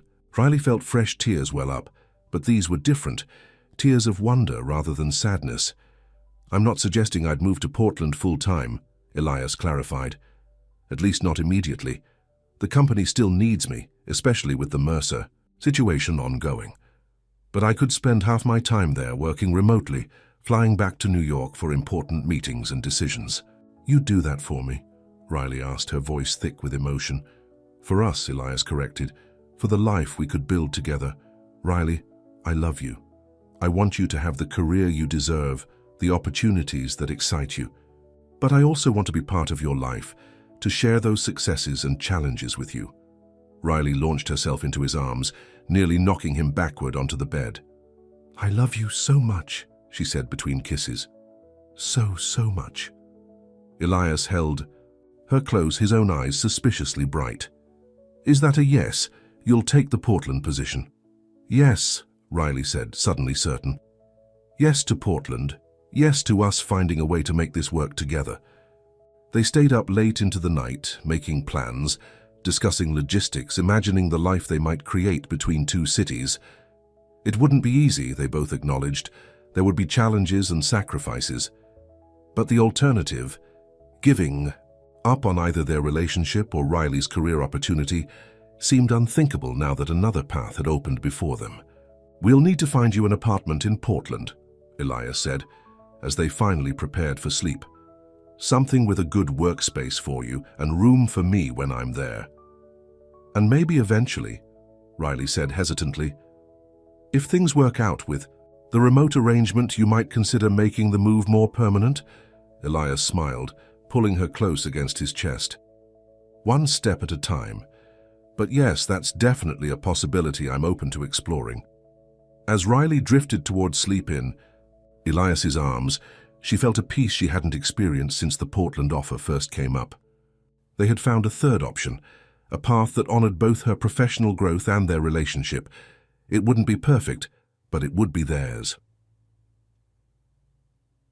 3 months later, Riley stood in the center of her new apartment in Portland's Pearl District, surveying the boxes still waiting to be unpacked. The space was beautiful, a loft with high ceilings, exposed brick walls, and enormous windows that filled the room with natural light. One corner had already been set up as her studio, her drawing table positioned to take advantage of the morning light. Her phone rang, and she smiled at the familiar name on the screen. Hey you, she answered. How's the unpacking going? Elias asked, his voice warm even through the phone connection. Slowly, Riley admitted, looking around at the chaos. But the studio is set up and the bedroom is functional. The rest can wait. Good priorities, Elias approved. Have you met the neighbors yet? Just the couple across the hall, Riley said. They seem nice. Invited me to a building get-together next weekend. Perfect timing, Elias commented. I'll be there Thursday through Monday, remember? Riley felt a flutter of excitement at the reminder. They'd been doing the long-distance arrangement for just over a month now, with Elias flying to Portland every other weekend and Riley returning to New York on the alternate weekends. It wasn't ideal, but it was working better than either of them had expected. I remember, she assured him. I've already warned Marcus that I'll be taking Friday afternoon off to show my boyfriend the city. Boyfriend, Elias repeated, amusement in his voice. Sounds so casual for what we are. Partner, Riley suggested. Significant other. Love of my life. That last one has a nice ring to it, Elias said, and she could hear the smile in his voice. How are things in New York? Riley asked, moving to the window to look out at her new city. Mount Hood was visible in the distance, its snow-capped peak gleaming in the afternoon sun. Better, Elias said. The board approved my restructuring proposal yesterday. I'll have more flexibility to work remotely once the new COO is in place. That's wonderful news, Riley said, genuinely pleased. The past months had been stressful for Elias, as he navigated both the ongoing battle with Vivian Mercer and the internal changes needed to allow him more freedom to work from Portland. And the Mercer situation? She asked cautiously. Actually, there's been an interesting development there, Elias said. Vivian approached me about a potential partnership rather than an acquisition. It's not as hostile as before. Really? What changed? I'm not entirely sure, Elias admitted, but her tone was different, more collaborative. We're having dinner next week to discuss possibilities. Well, that's a positive sign, Riley said, though she still felt a twinge of unease when Vivian Mercer's name came up. The woman had made her feelings about Riley quite clear during their brief meeting at the gallery.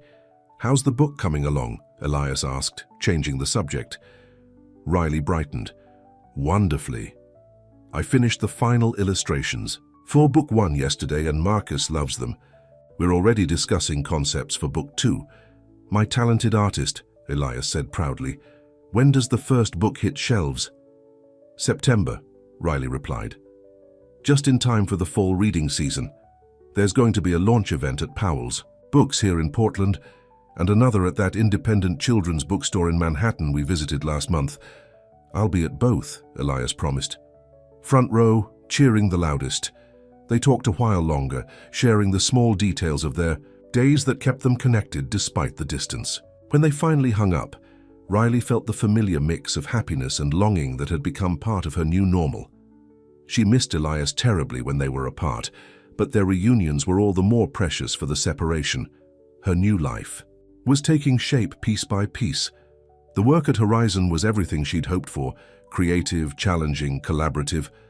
The Portland team had welcomed her warmly, helping her settle into both the professional environment and the city itself.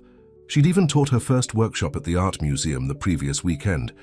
The experience so rewarding, she'd immediately agreed to do more. And through it all, Elias had been her constant support, rearranging his entire life to make her dream possible. The sacrifice humbled her, made her determined to ensure he never regretted the choice. Riley turned back to the unpacking, energized by thoughts of Elias's upcoming visit. As she opened a box labeled bedroom, she found a small wrapped package that she didn't recognize. Curious, she unwrapped it to find a beautiful silver frame. Inside was a sketch, her own drawing of Elias that she'd done on the plane returning from the conference. She'd forgotten about it entirely. A note was tucked into the back of the frame, written in Elias's elegant handwriting, to remind you that even when we're apart, I'm always with you. Distance is nothing compared to what we've found together. I love you today and always. Eerily hugged the frame to her chest, tears pricking at her eyes. Whatever challenges lay ahead, whatever adjustments their unusual arrangement might require, she knew with absolute certainty that they would face them together. 6 months later, Riley sat nervously in the crowded children's section of Powell's Books, watching as families filled the rows of chairs set up for the official launch of Lily and the Magic Teapot. Her first published book sat prominently displayed on a table at the front, its cover, her illustration of a wide-eyed Lily discovering the teapot's magic, facing the audience. Marcus stood nearby, talking with the store's events coordinator, occasionally glancing over to give Riley an encouraging smile. The rest of the Portland team was scattered throughout the space, ready to support her for this milestone moment. The only person missing was Elias. He'd called that morning from New York, devastated to tell her that an emergency board meeting had been called to address a sudden new threat from Vivian Mercer. The dinner discussion months ago had apparently been a ruse, a way to gather information for a more aggressive takeover attempt. I've tried everything to reschedule, but this meeting could determine the future of the company, Elias had explained, the frustration clear in his voice. I'm so sorry, Riley. I know how important today is. It's okay, Riley had assured him, hiding her disappointment. The company needs you. We'll celebrate when you get here this weekend. Now, as the store manager approached the microphone to introduce her, Riley touched the teapot charm on her bracelet, wishing Elias could see this moment. He had been such a part of her journey, believing in her talent from that very first day in the coffee shop. "Ladies and gentlemen, especially our young readers," the manager began, "we are delighted to welcome illustrator Riley Bennett, whose magical artwork brings Lily's adventures to life in Horizon Publishing's exciting new children's series." As Riley stood to approach the podium, a movement at the back of the room caught her eye. A tall figure slipped in through the door, slightly out of breath, his familiar grey eyes finding hers immediately. Elias. Riley's heart soared as she watched him quietly take a seat in the last row, giving her a small wave and a smile that was just for her. Somehow, impossibly, he had made it after all. With renewed confidence, Riley began her presentation, showing slides of her illustration process and reading excerpts from the book. The children in the audience were rapt, especially during the interactive portion where she taught them to draw their own magic teapots. "And now," she said as the formal presentation concluded, "I'd be happy to sign books and answer any questions you might have." A line formed quickly, excited children clutching copies of the book, parents smiling indulgently beside them. Riley signed each one personally, taking time to chat with the young readers about their favorite parts of the story. Elias waited patiently until the last family had left, then approached the signing table, a copy of the book in his hand. "Would you sign this for me?" he asked with a playful smile. "I'm a big fan," Riley laughed, taking the book from him. "How did you get here? I thought you had an emergency board meeting." "I did," Elias confirmed. "I made my presentation, cast my vote, and left my COO in charge of the rest. Then I caught the first flight I could find to Portland." "But the company will be fine," Elias assured her. "Some things are more important, Riley. I wasn't going to miss your first book launch." Riley felt tears threaten as she looked up at this man who had rearranged his entire life to support her dreams. "I love you so much," she whispered. "I love you too," Elias replied, reaching across the table to take her hand. "Enough to have something important to ask you." Before Riley could respond, Elias was kneeling beside the table, still holding her hand. From his pocket he produced a small velvet box. "Riley Bennett," he said, his voice steady despite the public setting. "These past months have shown me that home isn't a place, it's a person. You're my home, wherever we are. The happiest moments of my life have been with you, even with 3,000 miles between us sometimes." Riley's free hand flew to her mouth as she realized what was happening. Around them, the bookstore had gone quiet, staff and lingering customers watching with smiles. "I don't want to wait any longer to make this official," Elias continued, opening the box to reveal a stunning ring, a simple platinum band with a single perfect diamond. "Will you marry me? Will you create a life with me that bridges cities and distances, that's built on love and trust and the belief that together we can make anything work?"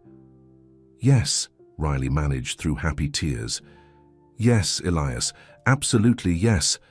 As he slipped the ring onto her finger, the bookstore erupted in applause. Elias pulled her to her feet and into his arms, sealing their engagement with a kiss that promised a lifetime of love and partnership. Later, as they celebrated with the Horizon team at a nearby restaurant, Marcus raised a toast. "To Riley and Elias," he said, lifting his glass. "Proof that with enough love and determination you really can have it all." Riley looked at Elias beside her, his grey eyes warm with love, and thought about their journey, from a coffee-soaked laptop to a cross-country relationship, to this moment of perfect happiness. They had found a way to nurture both her career and their relationship, refusing to accept that she had to choose one over the other. "And I have an announcement of my own," Elias said, standing to address the group once the toast had been drunk. "As some of you may know, I've been working remotely between New York and Portland for the past several months. Today I'm pleased to share that Drake Innovations will be opening a new West Coast headquarters right here in Portland." Riley looked up at him in surprise. This was the first she'd heard of this plan. "The new office will focus on communications, technology for creative industries," Elias continued, "building on partnerships with companies like Horizon Publishing to develop new platforms for digital storytelling and illustration." He glanced down at Riley with a smile. "The location is still being finalized, but we're looking at a building not far from Horizon's offices. The proximity might be convenient for a certain talented illustrator I know." As the group erupted in excited conversation about this news, Riley pulled Elias down to whisper in his ear. "When were you going to tell me about this?" "Tonight," he whispered back. "It was going to be part 2 of my surprise. The board approved it this morning. That was the real emergency meeting. Vivian Mercer was just a convenient excuse."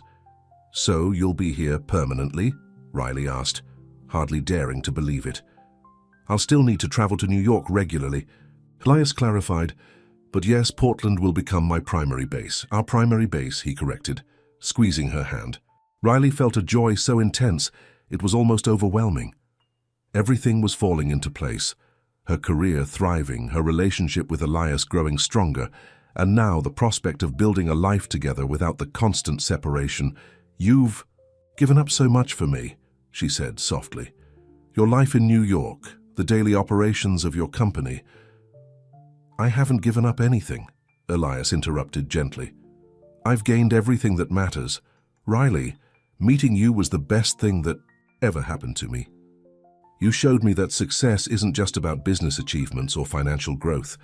It's about having someone to share your life with, someone who makes you want to be better." Riley leaned against him, overwhelmed with gratitude and love.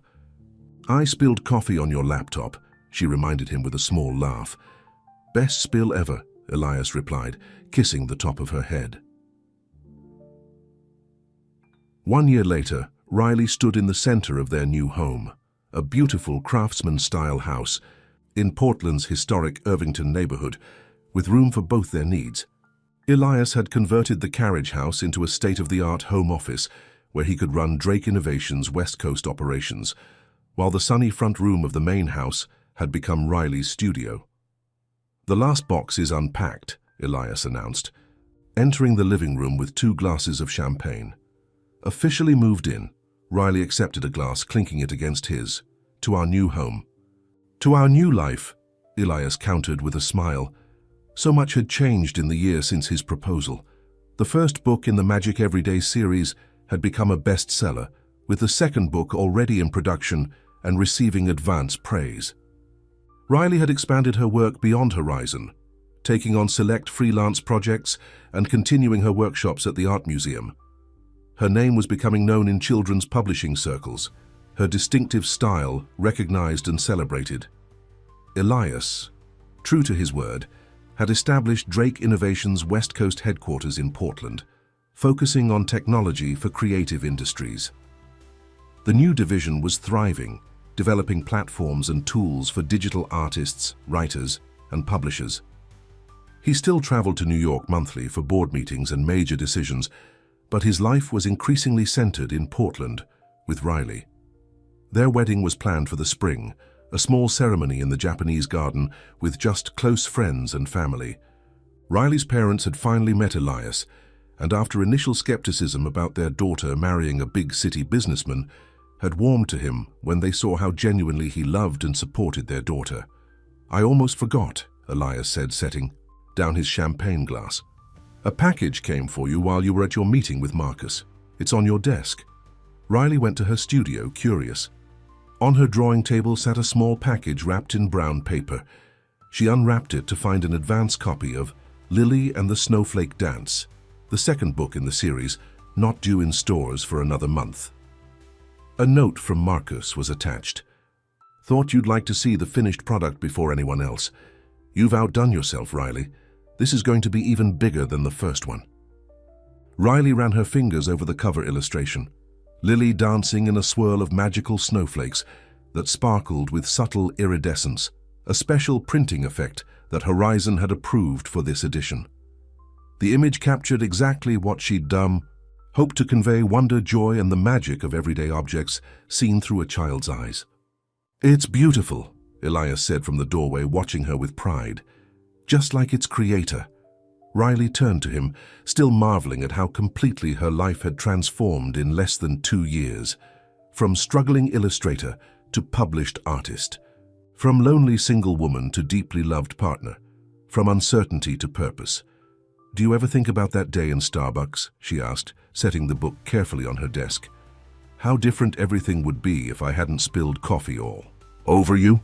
Elias crossed the room to take her in his arms. "Sometimes, but I prefer to think that we would have found each other anyway.